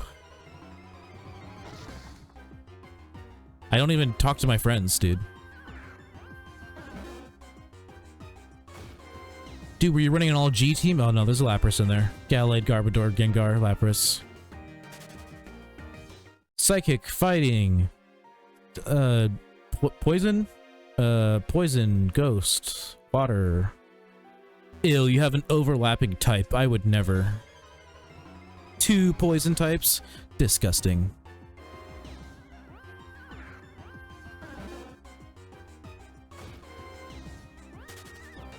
Garbodor supremacy. I'll probably, like, if I keep doing region runs, just, like, to use different teams, I'll probably eventually use Garbodor. Millie!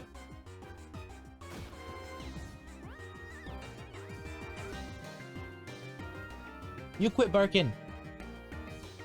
No barking. Hey, Bubsies, okay? No barking.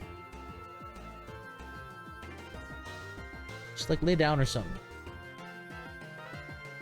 You're fine. I know you don't have to go potty because you were outside with me literally, like, not even 2 hours ago. You just hear a dog and you want to go bark at it. Stop. Lay down.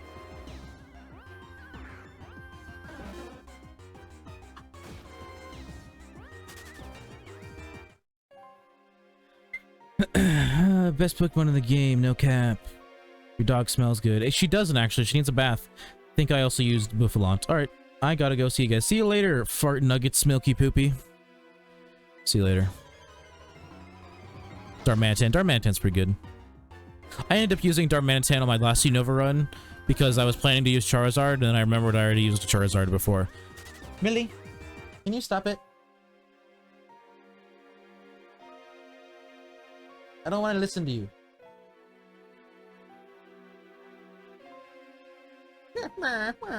Quit it. I love you, but stop it.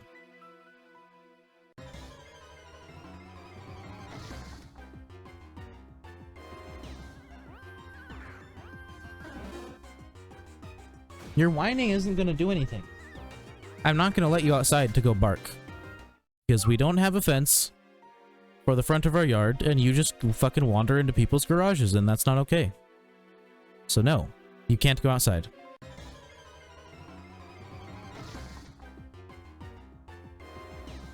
Gengar Garbodor destroys 3/4 of the E4. Yeah, but they're poison types. I would never. I could never break my personal team building rule of never having overlapping types. Toxic Spike plus X. You're using strats when you don't even have to. Like, I literally stopped even getting setup moves, period, on my Pokemon because you don't need them. Literally, you can just have attacks and you'll be fine. But that's probably why you won at such a low level too, because you had the more compy type moves. Millie,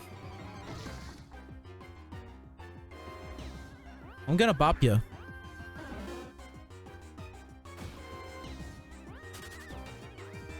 Don't make me tap you with my finger on your forehead. That's why I was able to save many hours of training. Yes, yeah. So like the only reason that I've ever, the only reason I began the tradition of always grinding to the level cap is because the very first time I played through a full region, I assumed, because it's supposed to be harder, that like at least the final Elite Four would be at level cap, but no, none of them are. They're all like 4 levels below level cap. So like it actually makes it really easy if you go to level cap.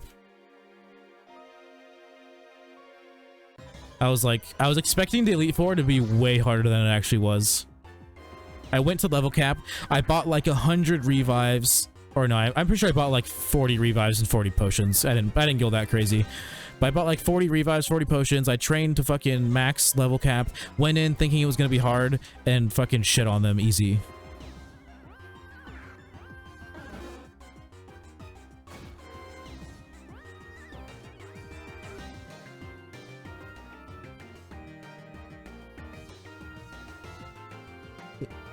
Trying to figure out what door just closed. I'm pretty sure it must have been the bathroom door.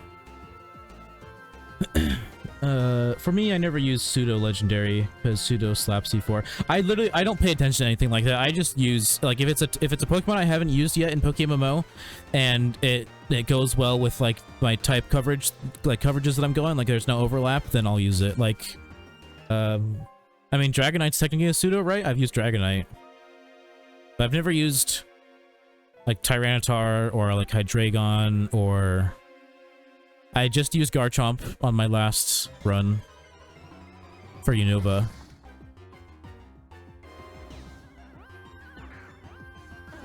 Hot Sleepy Girl kind of messes up your strats. I mean, you say that, but he already won, so. I think people are home now, so I'm gonna close my door.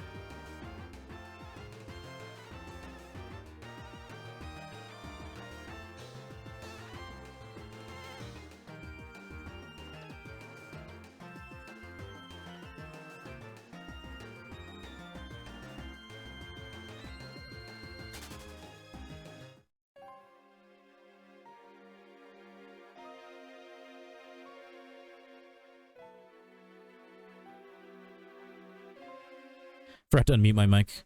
But it was okay, because I was just fucking around with shit. But I'm back. Yeah, she's kind of cute, though. Q2. Lucky Gallade has pretty high special defense and was able to use Swords Dance to kill 3/5 of the ghosts. And Lapras Surf Chandler. Nice. Yeah, what I was saying is I got up and closed and locked my door and put up my sign that says I'm streaming. So that if anyone knocks on my door, I'll tell them to go the fuck away, because if you want me to help you do something while I'm streaming, the answer is no. Because I help them do shit all the time.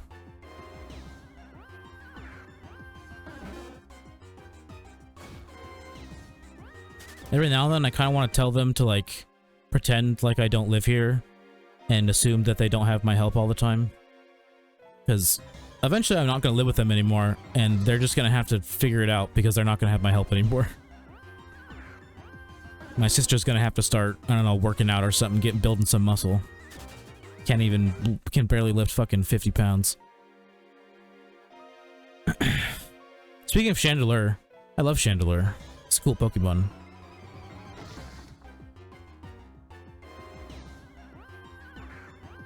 It's like, it's kind of a basic concept, but I think they executed the design really well. It's also a really good Pokemon. I used that on my very first Unova run, I'm pretty sure.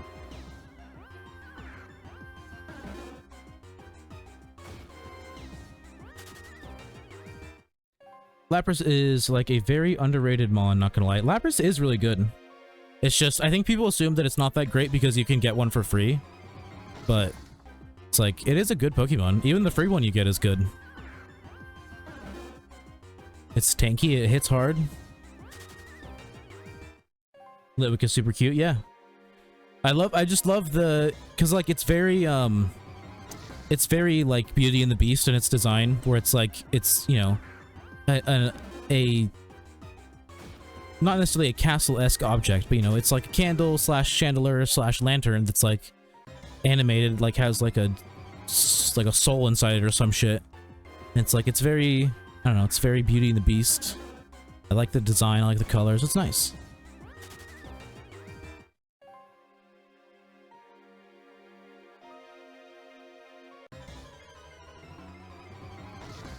Yeah, like Litwick reminds me a lot of like the little teacup. In its cuteness. By the way, with my door closed, I probably am only going to stream for 4 hours because it's going to end up getting a lot hotter in here now because my door is closed. Another reason it's closed is because they have a 3-year-old daughter and, or I guess she's not 3 yet, but she just kind of wanders up and down the hallway, and if my door is open, she's just going to come in here and hang out, and I don't really feel like having that happen.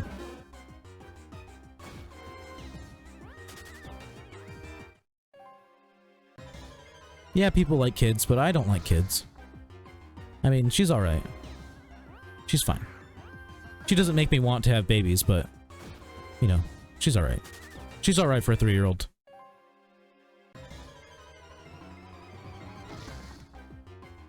Yeah, if you haven't learned it about me yet, I'm not a huge fan of kids. Like, especially, like, between the ages of, like 1 to 4, 1 to 5, or, like, 0 to 4, 0 to 5, I mean. It's like, when they're essentially babies still, no thank you, man. I don't want anything to deal with it. Or anything to do with it, I mean. That's why if I'm ever gonna have kids, I'm probably just gonna adopt, like, a 5-year-old or something.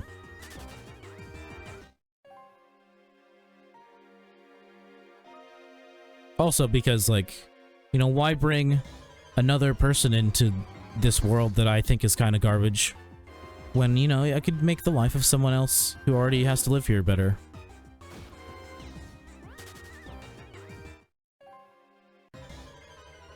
They're already forced to exist in this world, might as well make it a little better for them.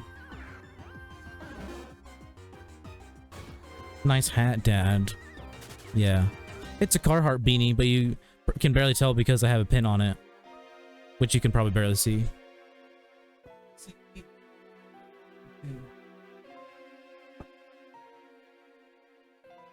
If/when, mostly when I reach affiliate, I'm gonna have a like point redemption thing to like change the pin on my hat.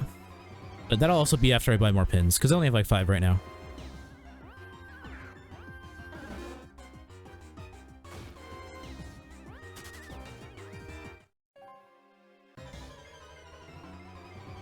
They aren't forced to live if I get involved.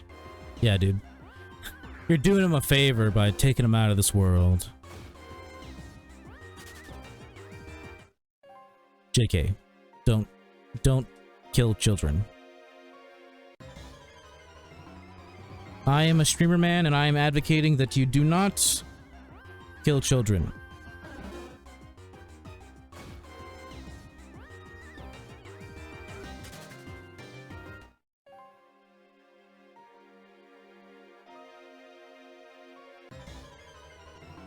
My throat feels really dry right now.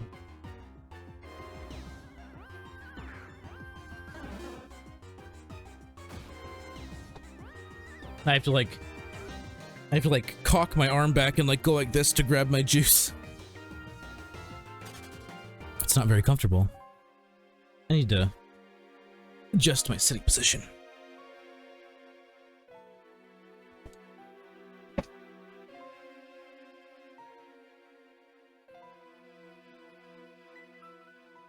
There we go.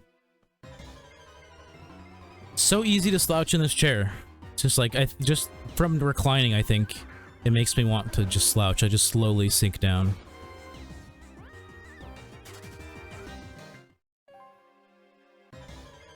I think even if this stream doesn't have like an average of 3 concurrent viewers, I think my average will still move closer to that 3, because yesterday's stream was average 3.3, and then the stream before that was average like 5.7 or something like that. So I think even if this one is below 3, it should still help my average go up. Especially because before I started advertising in global and I did my 18-hour stream and stuff, my average viewers was like 0.1, so... Actually, I think it was 0.5 was my actual like 30-day average. Which is pretty good if you don't, you know, think about it.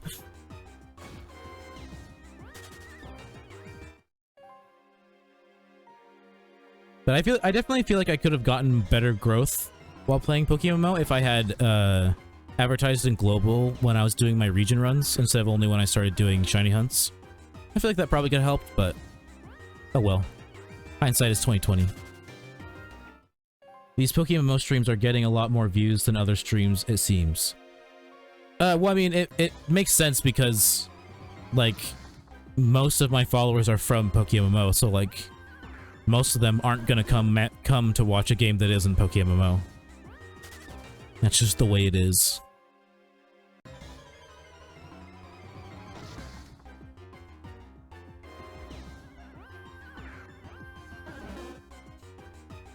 I think probably not even 20 of my follows are from not PokéMMO.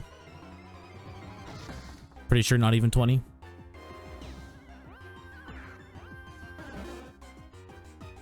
But I also had 36, 35 followers before I did my 18-hour stream, and now I'm at, what, 51? So yeah, it really all it was like I needed to advertise in global more when I was doing my region runs, and I probably would have had better growth while playing, but oh well.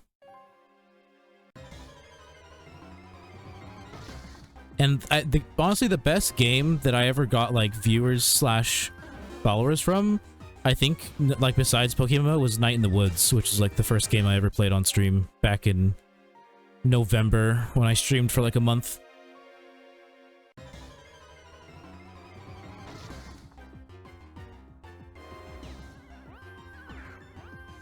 Yeah, I streamed for a whole, like, month, and then I stopped and didn't come back until, like, the end of March.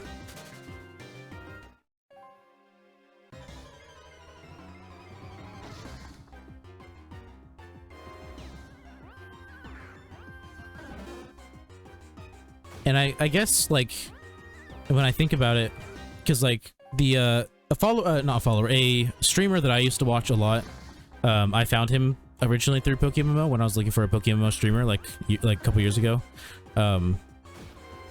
and like for him, that's pretty much how his channel got started. Was he, you know, he did like a region run or full region run before Sinnoh came out in PokéMMO, and then he got like a decent amount of like regulars from doing that, and then when he moved on to other games, he still had the regulars. So when he got viewers, more people are inclined to pop on over and see what's up.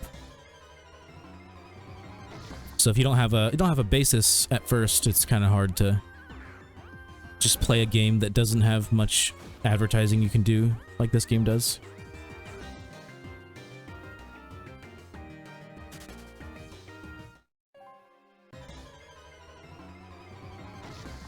It's hot in here. I'm already starting to feel it. My forehead / head isn't really sweating though, so like my head doesn't feel hot. So that's good. I don't feel like taking my beanie off. Honestly, if I take my beanie off, I might just throw on like an actual like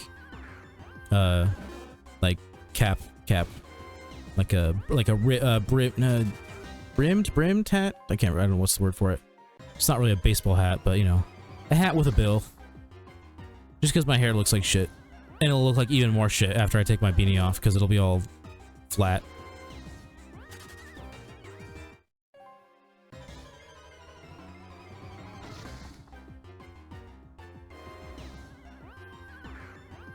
I don't know if anyone remembers me talking about it yesterday, but there's like plastic over my window because the house is supposed to get painted, but like they literally put the plastic on the windows like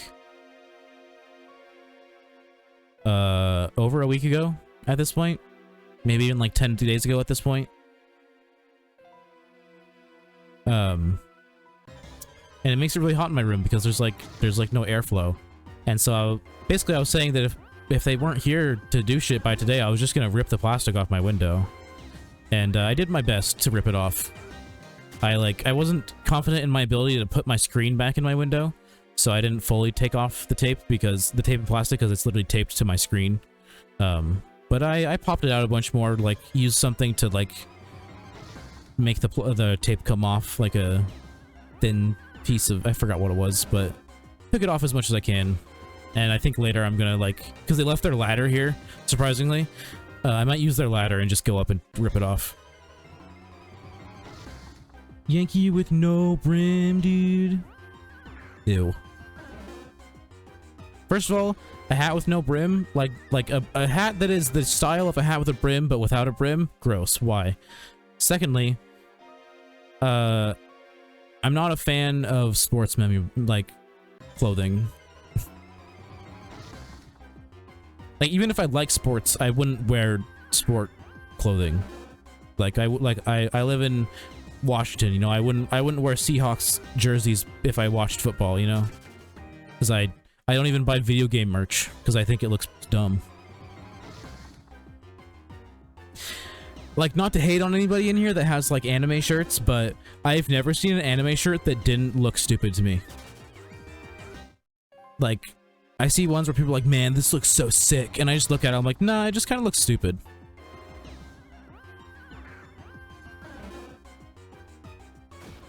Ouch. Yeah, sorry.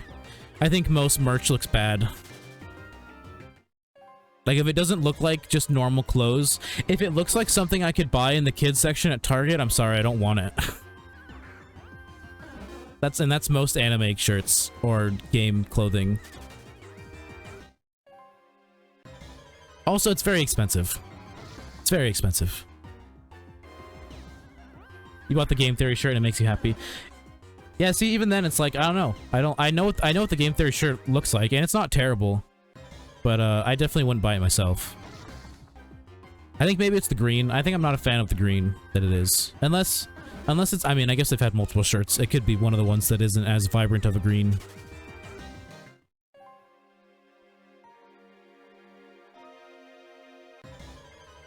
Dream merch be like, smiley face. Yeah, literally. A smiley face wearing a hood. Wow, crazy. Yeah, like, if I ever have merch, like, it's probably gonna be pretty not related to my stream whatsoever. Like, it'll probably just be designs that, like, I maybe came up with and then, like, collaborated with someone to, like, make it actually look good. But I don't think I'll ever have merch that's, like a something that's said a lot in my stream, or, like, an emote or something. I don't know, I don't like merch like that. Just, I don't know. Never have.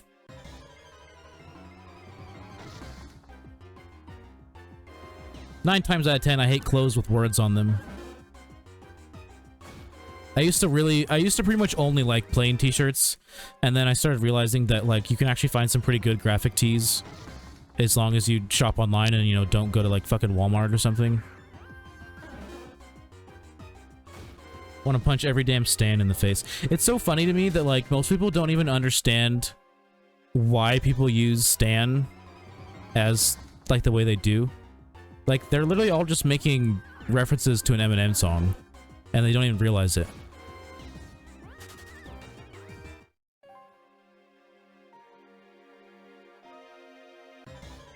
The Game Theory shirt I bought is just filled with references since it was celebrating 10 years of Game Theory. Ah, okay.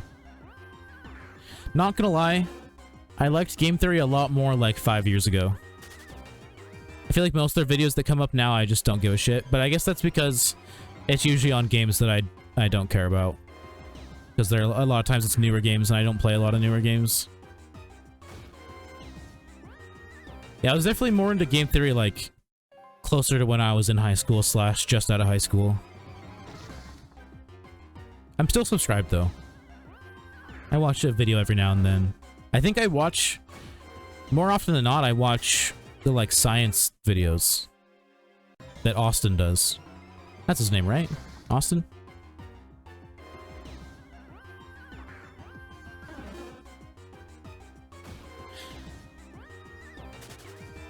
Austin is good. Yeah, Austin.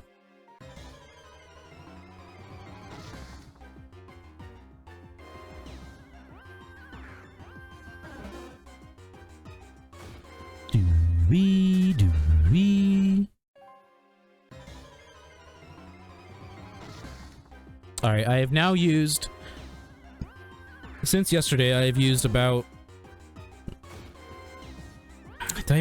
I had 2,800, right? Yeah, so I've used about 600 Leppas, which comes out to about 6,000 encounters.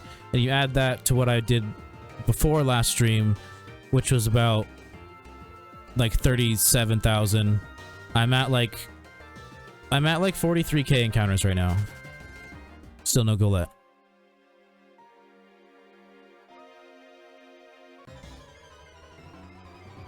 Hi, it's me, Austin.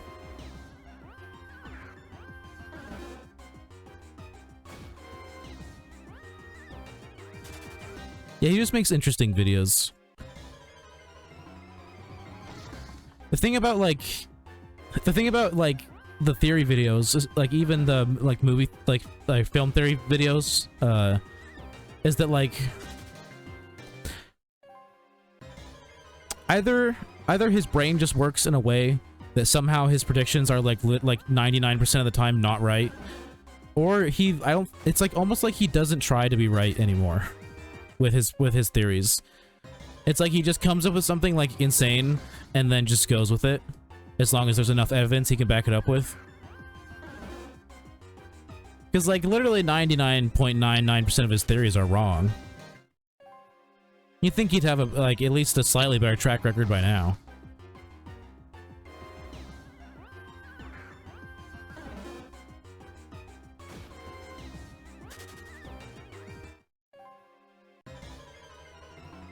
I remember like trying to watch his like millions of like Five Nights at Freddy's videos, but like basically from video to video I wouldn't remember any of the information. Like it would all just go from one ear out and like go in one ear and out the other. I also never played those games because they're not for me.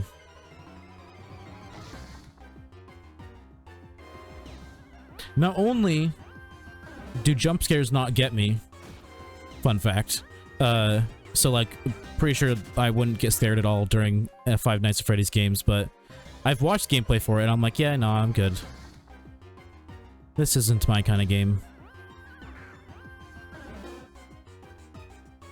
Not a huge fan of horror games in general. They don't really scare me like at all.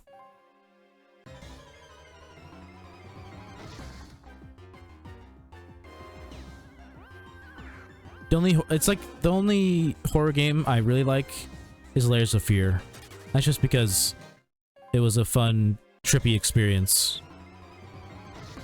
It wasn't necessarily scary. It was more thrilling. Speaking of Layers of Fear, I am gonna play through both Layers of Fear games and like DLC when October rolls around. Spooktober. I hate horror, but I love watching FNAF lore and theories because I get to enjoy the story without having a heart attack.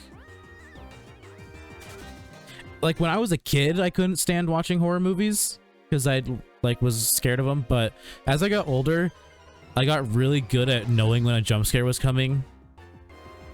And like I'm pretty much immune to like almost 100% immune to like all kinds of jump scares at this point. Even good jump scares I don't jump.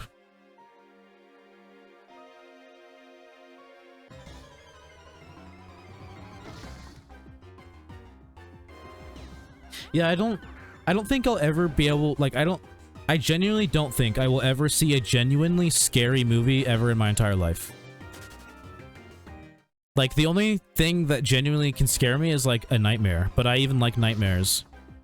Because I have, like, a mechanism that I created on accident, where essentially, like, if I'm in a nightmare and, like, I suddenly decide that I don't want to be there anymore, I could literally just, like, open like an in-game menu and just hit quit game, and then like I'll just wake up.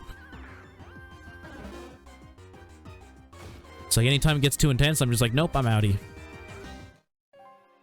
I really don't like horror, but I really want to play Amori. It looks like a really fun game. You should try Layers of Fear. I don't think it's scary. I think it's a lot. It's more suspenseful and thrilling, I would say. Nightmare, wait, that's illegal. It's, yeah, because I like nightmares. I think they're exciting. But it's like, if it gets too intense, like where... Because I have nightmares where, like, I get stabbed and shot and shit, and, like, I can, like, not feel it when I wake up, because obviously I've never been stabbed or shot, so I don't know what that feels like. But it's, like, it's really uncomfortable. And so, like, if I start getting to that point where, like, I'm going to start taking some damage, that's usually when I'm out.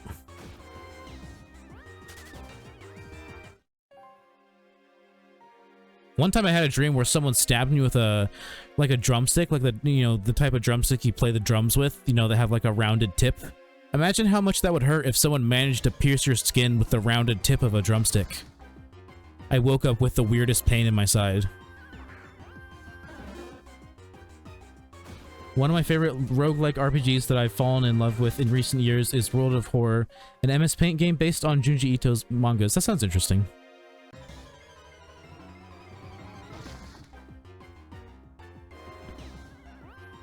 Sounds quite interesting. It's like $15 on Steam. Yeah, even like literally pretty sure, I mean, unless the emulator isn't too taxing on my computer, PokéMMO is pretty much the only game I'm ever going to be able to play on stream on my computer.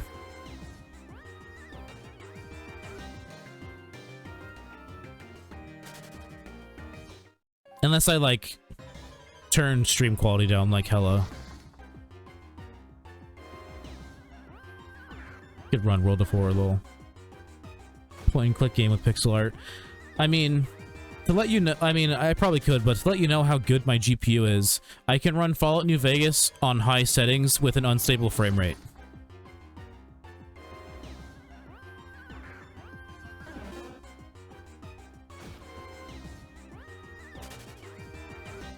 Not on very high or ultra high, just regular high.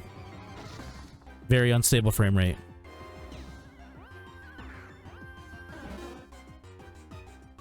Which is crazy because Fallout New Vegas is actually less taxing on your computer than even Fallout 3 is, because they optimized it really well.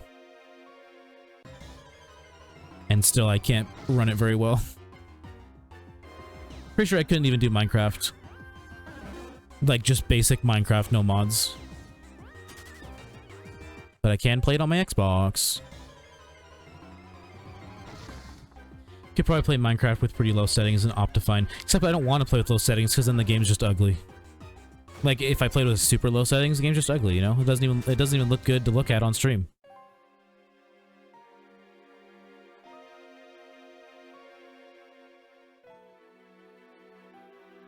Gosh, just let me preview the image by putting my hand over it. But that's still pretty like not necessarily like super graphically intensive, but that's still more graphically intensive than like say a text-based game, you know? But I could probably run it.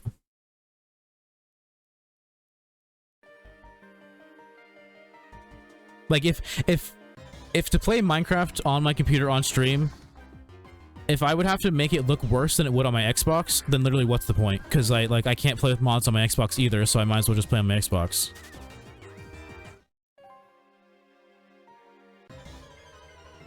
Well, with Optifine and some other mods, you can have good FPS and good graphics. Problem is, the more mods you have, the more CPU usage, and that's more likely to make me not be able to stream it as well. I literally, I might as well just play it on Xbox. There's literally no point for me to play it on PC. If I can't mod the shit out of it, there's really no point.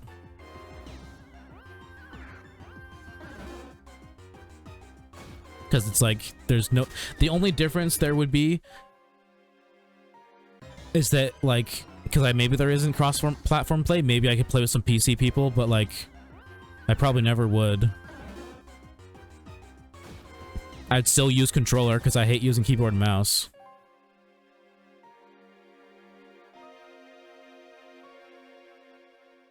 What are your PC specs? I don't know. I have a decent... Everything is decent, like good, like, okay. Like, if I had... Literally, if I had a better graphics card, like, upgraded with, like, something that was, like, $200, there are a lot of games I would be able to play. But because my GPU is so bad, I can't do most things.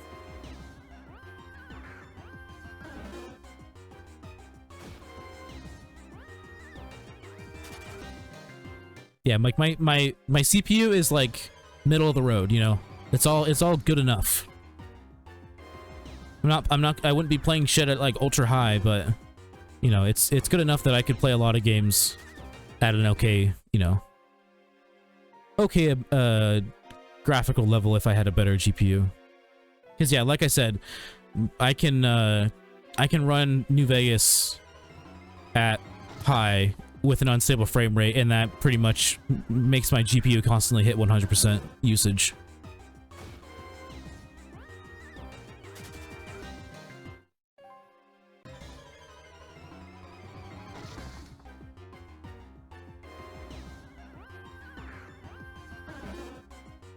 My CPU is from like 2005. I can run mod packs for like 200 mods at 60 FPS and decent graphics. That doesn't make sense to me because like every streamer that I've ever watched who runs like super modded Minecrafts is like, yeah, you literally couldn't do this without a good computer because it just fucking crashes all the time.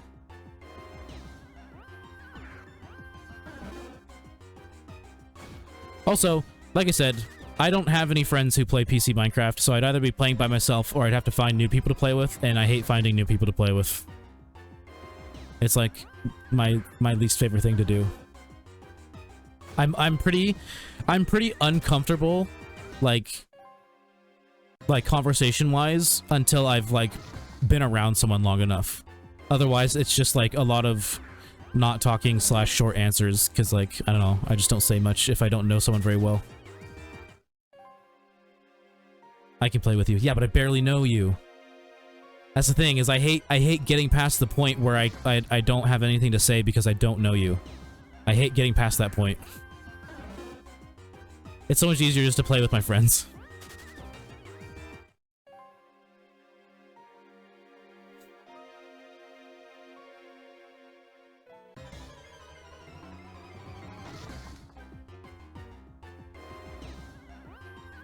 Because like we could like you could be in stream all the time, but then like once we're in like a voice chat, it's like I probably would be pretty quiet and not say much, just because that's how I am.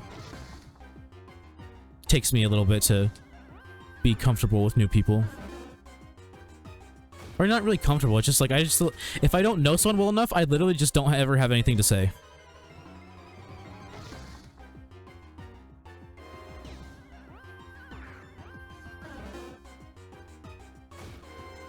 Because, like, I don't know, a lot of times in general, like, I just don't have anything to say. Especially, like, during, like, because, like, a lot of times when I'm, like, talking to people, I'll just let them sit there and keep talking and talking and talking, and that's just because, like, I don't feel like I have anything that's really worthwhile to add to the conversation, so I just let you keep going, you know? Would definitely not say much since I don't have a mic. See, and then, like, I wouldn't want to play with people who don't have mics, because then it's like, what's the point? It's like, yeah, I can see you in game, but it's, like, more fun if I can conversate, you know? It's like, if my friend wanted to play a game, but he was like, I don't have a mic, I'd be like, okay, let's just play later then, because why would I play with you if I can't talk to you? Thanks, Father Bottomus. You're a real hot bot. Pretty fast at typing though. I am not. I'm very slow. I never took any like computer class in school that like was supposed to help you learn how to type faster. Never did. I was essentially like basically for some reason I ended up taking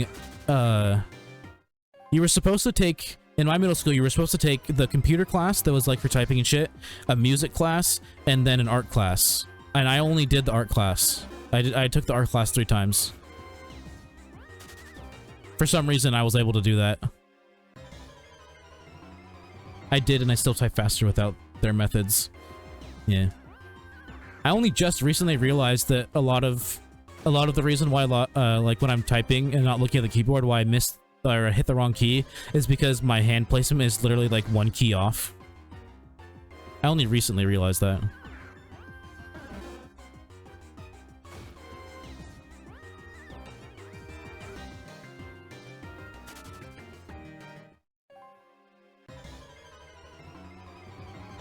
It's like I've never had a reason to get faster at typing, so I never really have.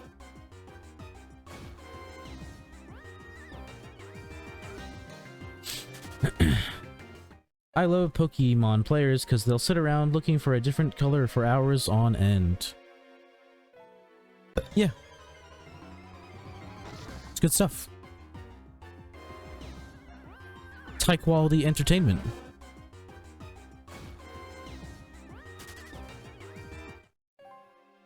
That's the thing, though. You're not supposed to be here for the video game. You're supposed to be here for me. Alright?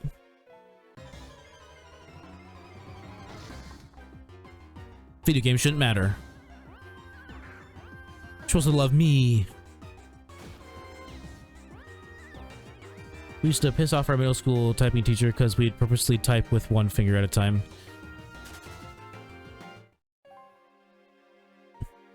Yeah, that sounds like something I'd do. If I had taken a typing class / computer class.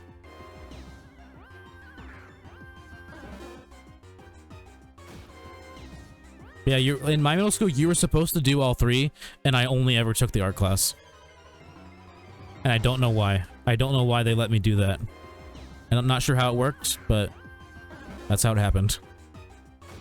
Fine with me. I didn't want to take the music class, and I didn't want to take the typing class. Or computer class. I think it was like called computer language or something.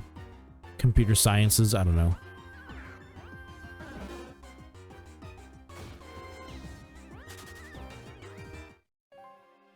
I hate being forced to do a music class. Because you never get to play an instrument that you actually like want to play or are interested in. It's like in elementary school when they make you play the fucking recorder. It's like, fuck the recorder. It sounds like, it's like a flute, but 100 times worse. Recorders sound awful.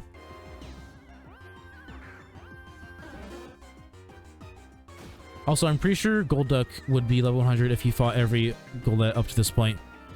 I would also be like at half the encounters probably.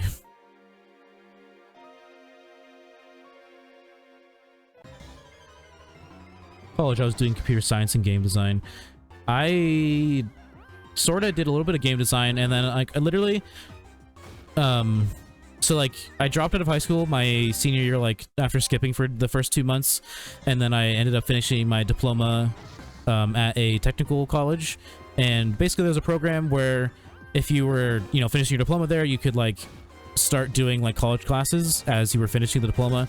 And I had chosen to do like game design stuff, and I took 1 class of it, and I was like, you know what, I think this isn't for me, and then I stopped. I was like, this is very intimidating. I don't think that I'll be good at this. So I'm gonna go ahead and stop. I'm done with this.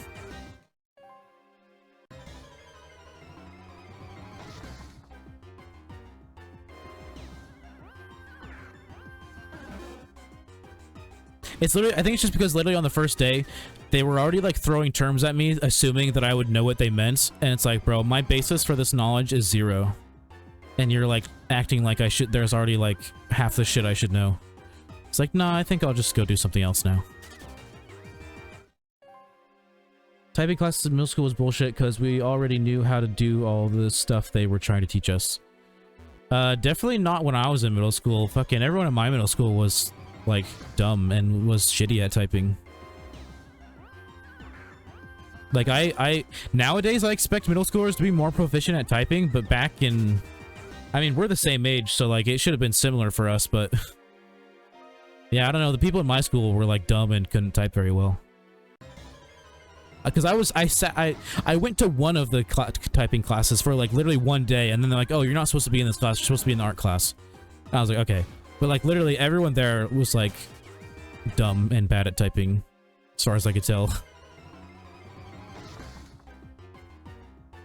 I'm doing multimedia, video, audio, editing stuff right now in high school as, like, my main subject. That's cool.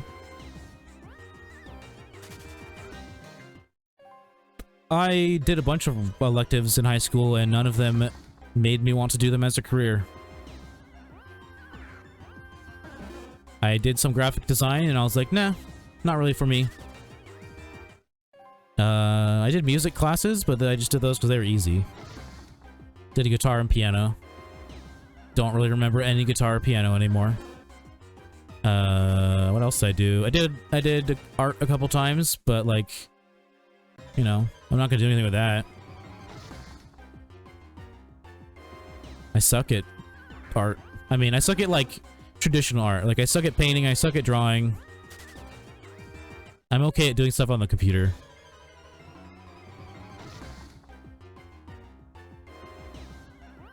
I guess I'm not terrible at drawing, but, like, my drawing skill definitely, like, plateaued at one point. And it didn't help that, like, I never tried to get better by, like, being able to draw, like, more realistic things, because I hated drawing realism. I hate shading. Not a fan. I just convinced my superintendent to add a basic computer science class in the fall that I'll be teaching. Wow, dude. I bet everyone's gonna love it. I mean, I wouldn't mind a computer science class. Like, if I had like a legit computer science class in high school, I probably would have taken it, but I don't think they had anything that was really like the shit that I'd be interested in. Like, it might have been like very basic maybe, but nothing crazy. Like, I definitely wasn't gonna be learning any like coding or anything in high school, unless I was doing it on my own.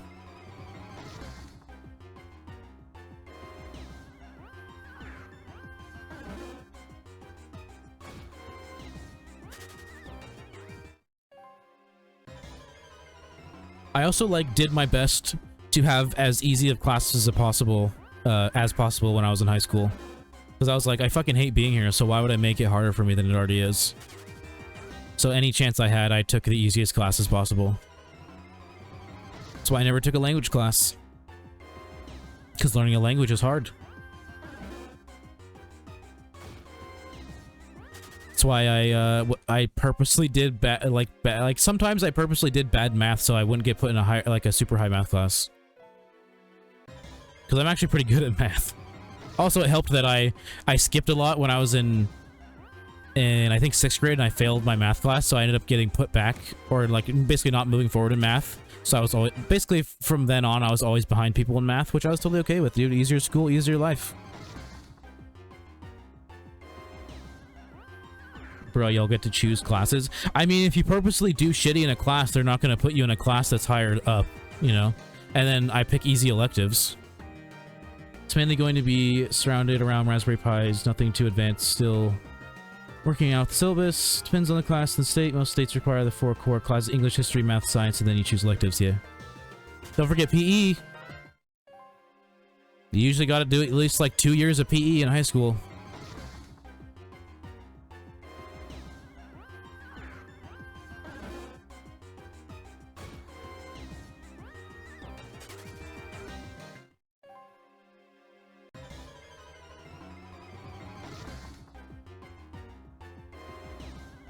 Not American, though. I'm Serbian.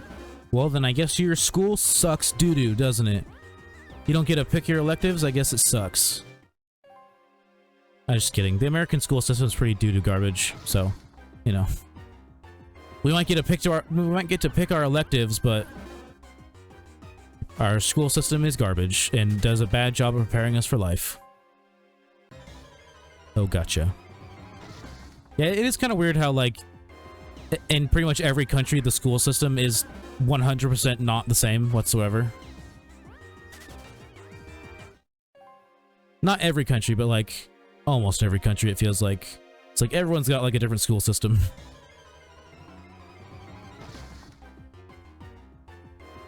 We don't get to choose shit, and we get things like college majors, but for high school. Imagine having to take college major type classes when you don't even want to go to college. That'd be fucking annoying. I didn't take a language class in high school because the only reason I would need to take a language class was if I wanted to, like, get into, like, a 4-year university. Because they're, like, the ones around here really look at that, at least. And I was like, I'm not gonna go to a fucking university. Once I'm done with high school, I'm fucking done. So, yeah. No language class for me. Literally have to study electrical engineering as a fucking multimedia student. I mean, that doesn't sound that different from, like, college here, where, like, you want to learn fucking digital photography, but then you also have, like, a fucking math class for some reason. Like, why? This has nothing to do with what I'm trying to become.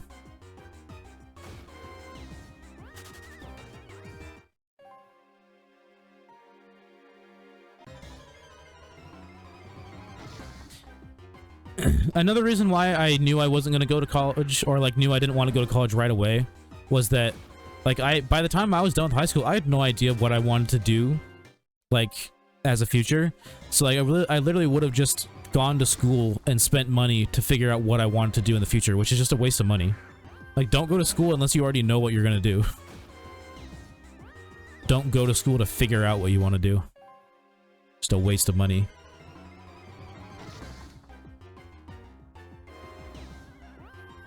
It's weird to me that unis want foreign language when most students take the semester year of it, then forget it, and this is coming from a foreign language teacher. Yeah. It's just because it looks good. Like, it makes it look like you put more effort into school, I guess. Because, like, language classes aren't easy.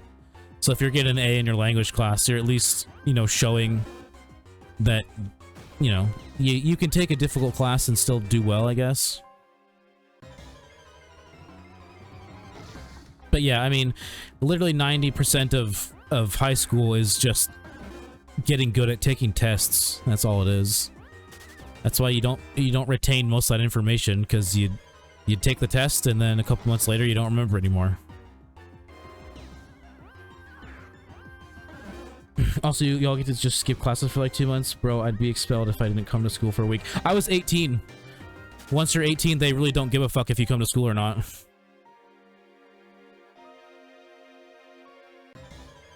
They could not care less. But if I was 17, they would have been calling my parents a fuck ton. But yeah, because I was 18, they did not care. Oh, I think technically I was 17 during part of it, but they didn't have a current number for my mom, so like they just didn't do anything about it. But no, like, skipping school won't get you expelled in America. It'll get you in trouble, it won't get you expelled. Imagine kicking someone out of school because they weren't coming to school.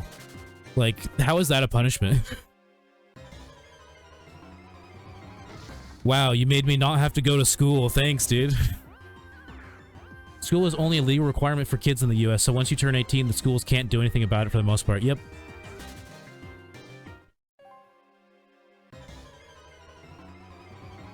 Yeah, no, I skipped my first, like, 2 months of my senior year, and then I just dropped out. I mean, I didn't skip, like, the entire day, the whole time.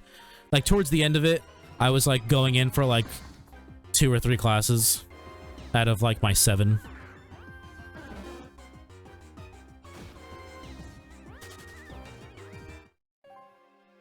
It's so weird when you like come to realize that, like, getting in trouble just doesn't really matter that much when it comes to school. Like if you get in trouble in school, like, who really gives a fuck? Like, oh no, I got in trouble. Like, the worst thing you have to worry about is, like, if you have shitty parents who, like you're afraid of to get in trouble. Like, I mean, the only thing I was ever afraid of was, like, my mom being like disappointed angry, not necessarily like angry. That's about it. It's like, I don't know, if you get in trouble in school, like, whoop-de-doo, you know? Gets put on your permanent record, which doesn't actually exist.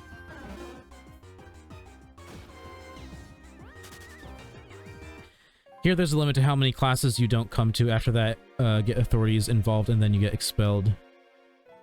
In America, if your child misses an amount of school, like, in a row, then, like, it's required that the school looks into it. Because, like, they don't know if, like, there's something wrong with, like, your kid or, like, what's going on. So, like, they're legally required to look into it.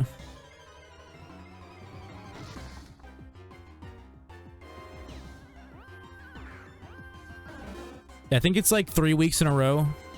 Like if you miss 3 weeks in a row of public school and you're younger than 18, they do something about it. I think they are making high school optional soon, but right now I'm pretty sure it's required. I mean, I kind of get high school being required, but only if like you're actually learning useful like things that you're going to use for the rest of your life. Like, you know, I don't know how many years ago, but like they used to teach you how to do your like taxes and shit in high school here. They don't teach you shit like that anymore. They don't teach you real world skills anymore. They just teach you how to take tests. It's probably gotten worse now that like every school has fucking laptops and tablets too. I wouldn't be surprised. Because kids just fuck around when they have access to that shit. I've called parents over kids missing 5 days in a row with no notice before. I mean, like, at least, especially in high school, like, if someone doesn't come in and, like, there's no notice and no excuse, like, they're gonna call. Because they're literally calling to make sure you're not skipping. But I don't know about, like, anything younger than that. Oh, no, even middle school. Yeah, even middle school. If I miss a day and my mom didn't call to say, like, this is why, they always called my parents. Every time. I thought that was normal.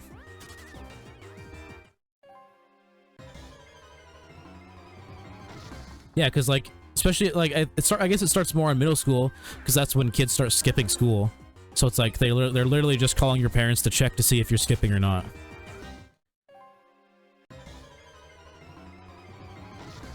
And then you'll get a truancy, and maybe you'll get detention for a couple days or something.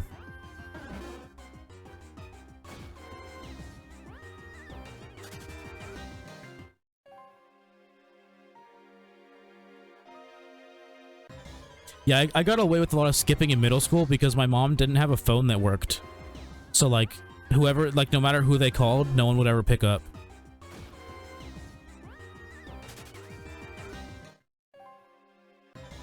One time, it was so weird. One time, I, like, literally, like, a fake bomb threat was called in, so they closed down the school for a couple hours, and I just, like, me and my friend just walked to his house and hung out, and then when they called everyone to be like, hey, you know, come back to school, we're open, we were just like, nah, we'll stay here.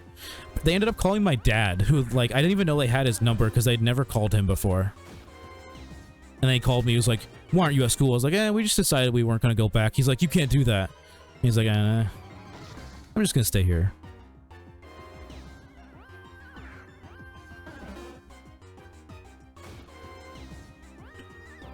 I got to class like 15 minutes late once and they called my parents. Yeah, I think they wouldn't do that here, but they're so ready to like write you up and get you in trouble for being late. Like that's their favorite thing to do. I don't call if it's like 1 or 2 days because like people get sick, or like I believe kids should be allowed to take mental health days and stuff like that. I mean, yeah, I mean, like if it's in high school, that makes sense. I don't know why you need to take mental health days if you're in middle school. I mean, I don't know, maybe you're getting bullied or something, but middle school's like not hard. But yeah, like definitely high school and up, like if you need to take a mental health day, go for it. But like if you're sick, it's not hard for your parent to just be like, hey, yeah, they're sick today. Okay. Yeah, I thought that was the norm, because they love getting people in trouble for skipping, at least here. I think they just love getting people in trouble in general. Like, the school, it's always felt that way, that like teachers and everyone else just like enjoys it when they get to like fucking write a kid up for skipping or for being late or whatever.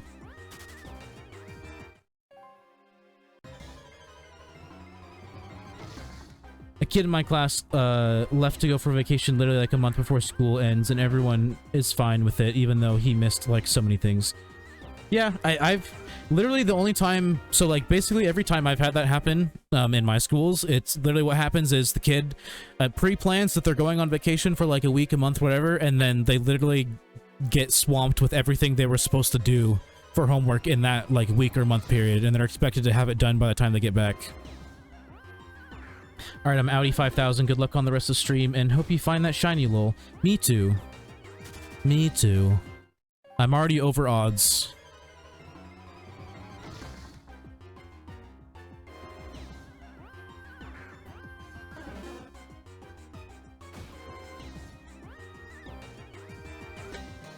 Forgot to post in global. Oh, I guess I do it every 2 hours, so... Oh, no, yeah, so I should have done it I should have done it like 42 minutes ago. I'll do it when I come back from my smoke break that I'm gonna take in 18 minutes. Gonna go to, unfortunately, it's almost 4 AM and I think I have school this morning. No worries. Thanks for dropping by. I appreciate it, seeing familiar faces. It's always nice having you. Get some sleep. Fucking being tired as fuck at school is the worst. I hate it. Or I hated it. I'm 25, I don't go to school anymore. Or I'm 24, I'm almost 25. But yeah. You know, enjoy your sleep. Thanks for dropping by. I appreciate ya. So yeah, if since you guys were the two main chatters, I think if I hit the 3-hour mark and it's still, it's like still pretty dead, I might just stop stream. Cause it's getting real fucking hot in here. Now that my door is closed. And shiny hunting's pretty boring if you don't have anyone to talk to, so. If I was playing Fallout New Vegas or something, I can easily play without talking to anybody in chat, but this is too monotonous. And maybe it'll be good to end now before, or soon before my average drops too much. It says we're at 5 views right now, but that's usually incorrect.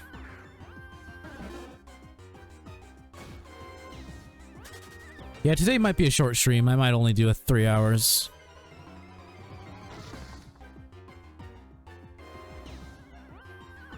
I think I'm gonna have to order the cool, it's not a cooler like the thing you put drinks in, but it's a air cooler, not a AC, like one you have to like hook up to like a window or whatever, but basically just if you put water in it and evaporates it, and it makes your room really cold. And I need that. I need that bad. I hate being hot. I love being cold.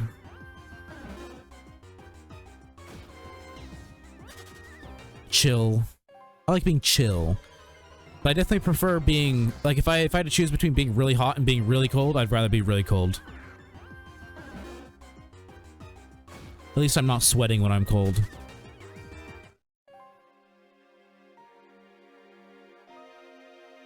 And my head's not throbbing. That tends to happen when I get really hot and I'm, like, active. It's like feels like my brain just starts, like, throbbing.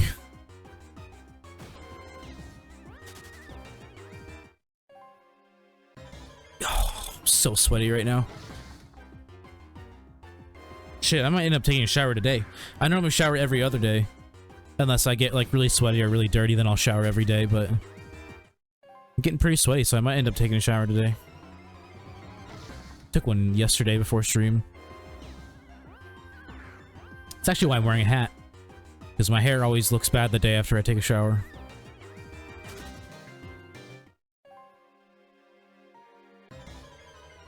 I mean, it doesn't look that great after I get out of the shower, just because it needs trimmed. It needs to be evened up, but looks better the day I take a shower than the day after, for sure.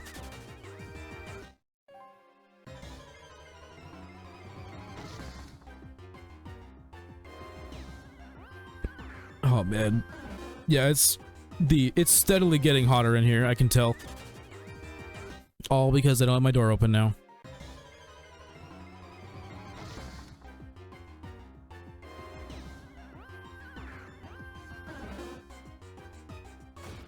Fun stuff.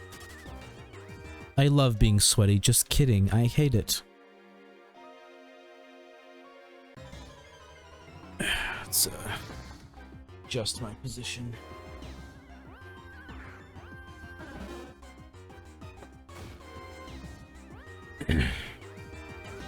I think the only time I would keep streaming if I was like really fucking hot would be like if I was playing something else and I could just like turn off my cam and there wouldn't be like an obvious blank space on my screen.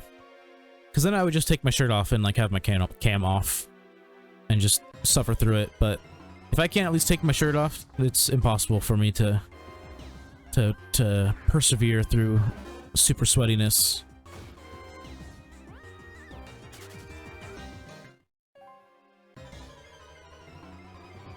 Yeah, chat's pretty dead. I don't blame nobody. You know, I don't hate lurkers. I love lurkers, actually. Especially right now, because, like, having an average viewer count, like a 3 average viewer count, is more important than having chatters right now, just for getting to affiliate. Not saying that chatters aren't important, they're very important. They are vital to me not being bored.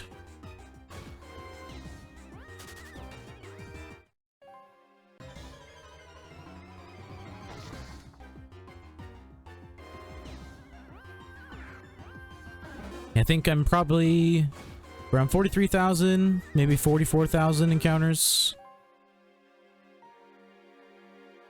Come on, just give me that shiny. I think definitely doing shiny hunting on the weekends is good because I don't think I could shiny hunt 3 days in a row. Like, I think 2 days in a row is about as much as I can take. I think I'd burn out really quickly.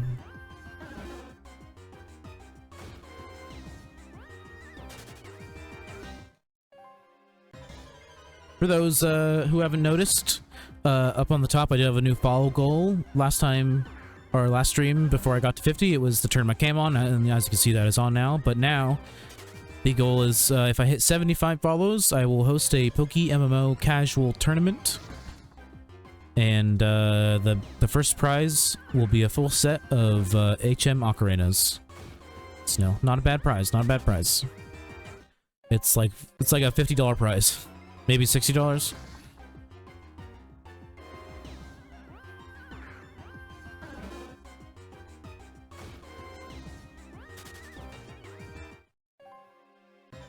But I don't mind dropping the money on the HMs.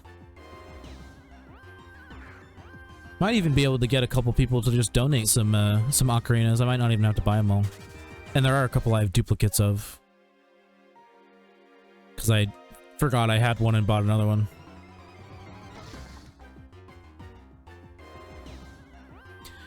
I had 2 flies. I'm pretty sure I sold the other fly.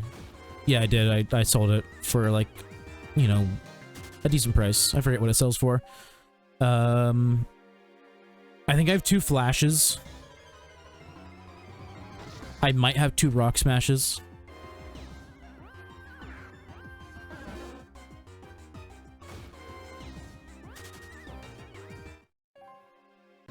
Oh, and I think at least one of the duplicates is because I didn't realize that you could send yourself mail, and that you could just like mail your ocarinas to yourself. And so I think that's why I ended up buying like a second flash or something.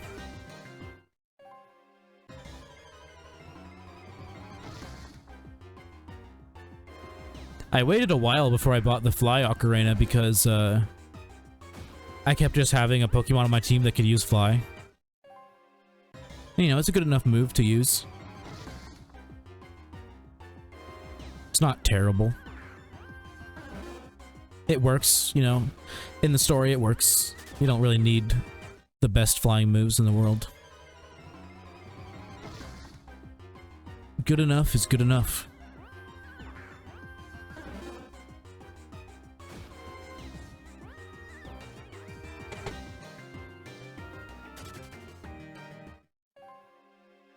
I think we're doing a better pace today.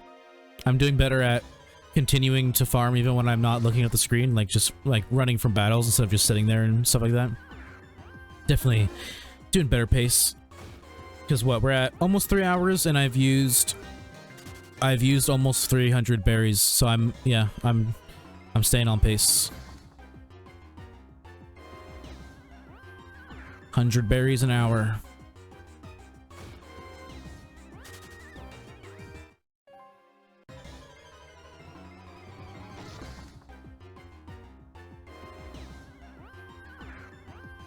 Yeah, on my first, like on my 18-hour stream, I definitely wasn't getting 100 an hour.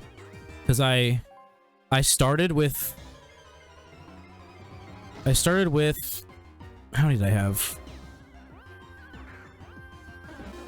I think I started with 1100?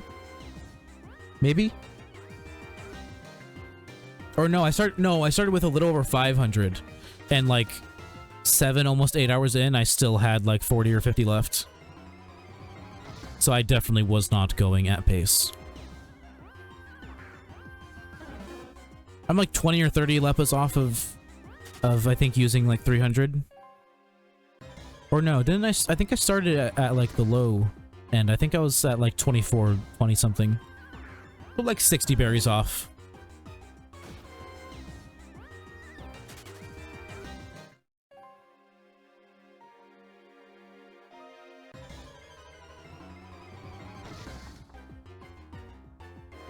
See how much more I can get done in the next 7 minutes.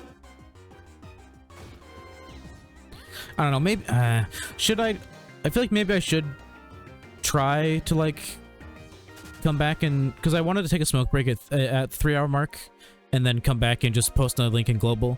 I'm wondering if maybe that would get a couple people in here, get some chatters going, you know, make it a little less boring in here. Or I should just stop now. Because, I mean, even if I come back and after my break and start streaming again, if I didn't have like people talking by at least like the 4 hour mark, I'd probably just stop anyways, so.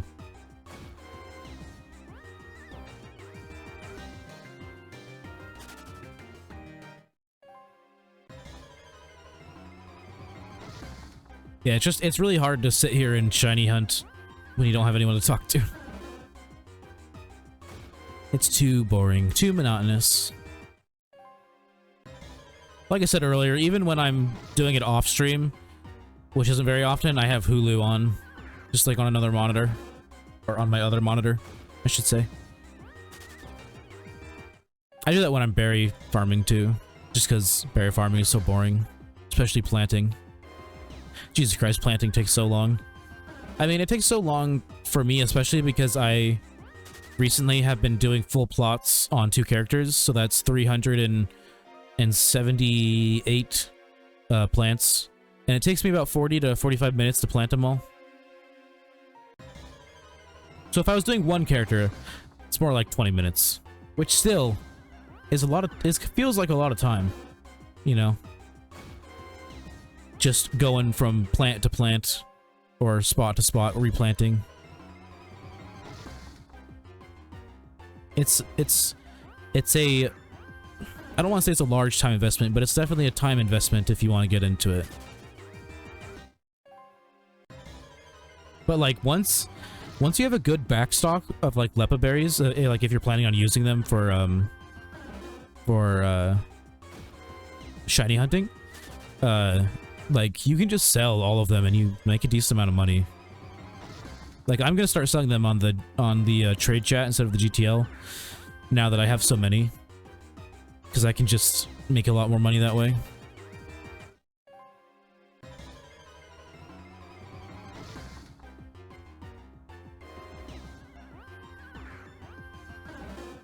I think even if I spent the money to, like, the $1,000 per stack to mail it to my other account, or essentially go on my other account and mail all those berries to this account, I would still be making more money if I sold in trade chat, I believe.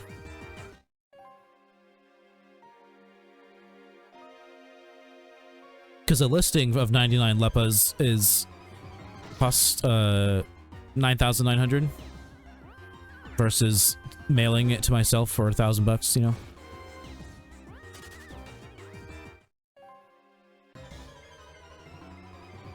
1,000 Poke Yen.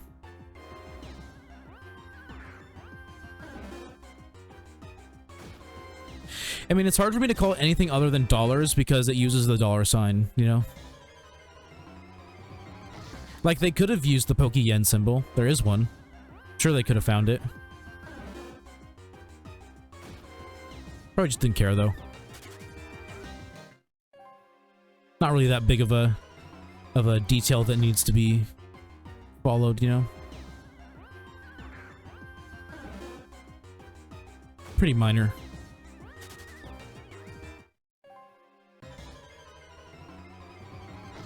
Yeah, if I remember correctly, there is a, like, Poke Yen symbol from the normal Pokemon games.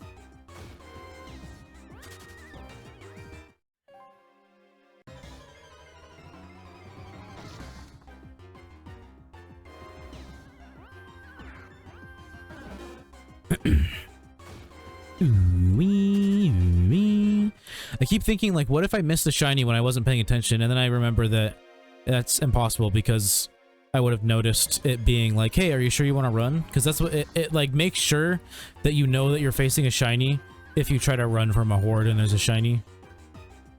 Because, like, you know, if it's in a horde, maybe there's a chance you didn't tell, but, like, if it's a single encounter, they assume that you knew. So, like, it doesn't do that. So there's no way I missed one, because I would have had to,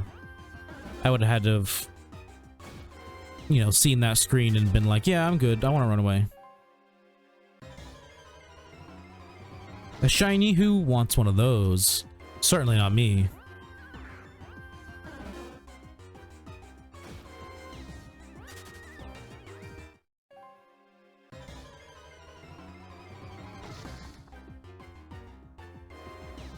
I would love shiny golett.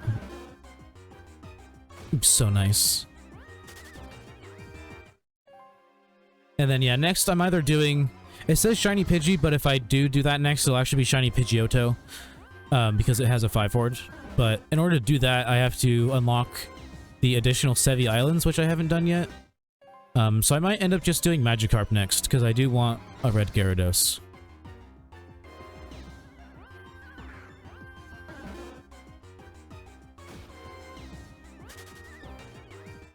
I like red. It's my favorite color.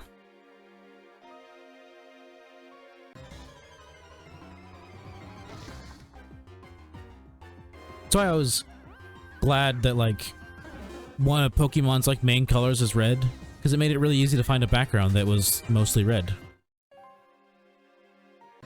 Yeah, this, like, overlay background thing I have, it's, I mean, it is technically an image I took off Google Images, but I did alter it. Like, a decent amount. I made it my own.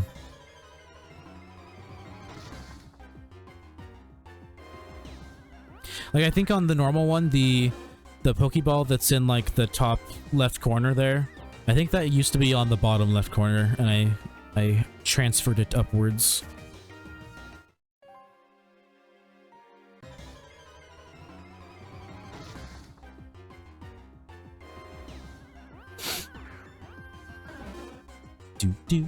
Do. Alright, we got one more sweet scent after this, and that'll be it for today.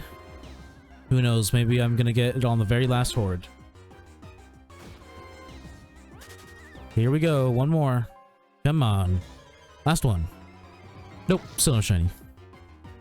That's alright.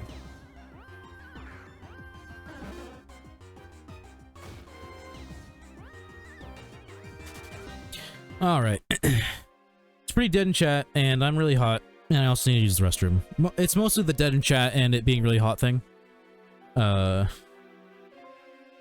I am gonna stop it here. Gonna be a pretty short stream today. It's just hard. It's, like I said, it's hard for me to do shiny hunting with no one speaking to me. It's just not entertaining enough. Thank you everybody who dropped by. I appreciate all of you. DJ Ape, Coach Lance, future girlfriend. Who else was in here earlier? I feel like there was one more. Oh yeah, Jovel, and also Fart Nuggets Milky Poopy. Great name. And oh yeah, my friend Willie / Hermstead, my only moderator, was here earlier. Nice. Yeah, thank you everyone for showing up, for watching, for giving me your sexy view. I really appreciate it. I won't be streaming tomorrow. I do Mondays as one of my days off, Mondays and Fridays. But I will be streaming again Tuesday, but I will be playing Fallout New Vegas. I'll be starting Honest Hearts. I only do, for the foreseeable future, I only do PokéMMO on the weekends, Saturday, Sunday. So if you're only here for Pokemon, then I'll see you next weekend. But otherwise, hopefully I'll see some of you guys when I play New Vegas on Tuesday. Anyways, I hope everybody has a good night, good evening, good morning, whatever it is for you, and I will see everybody in 2 days. Bye-bye.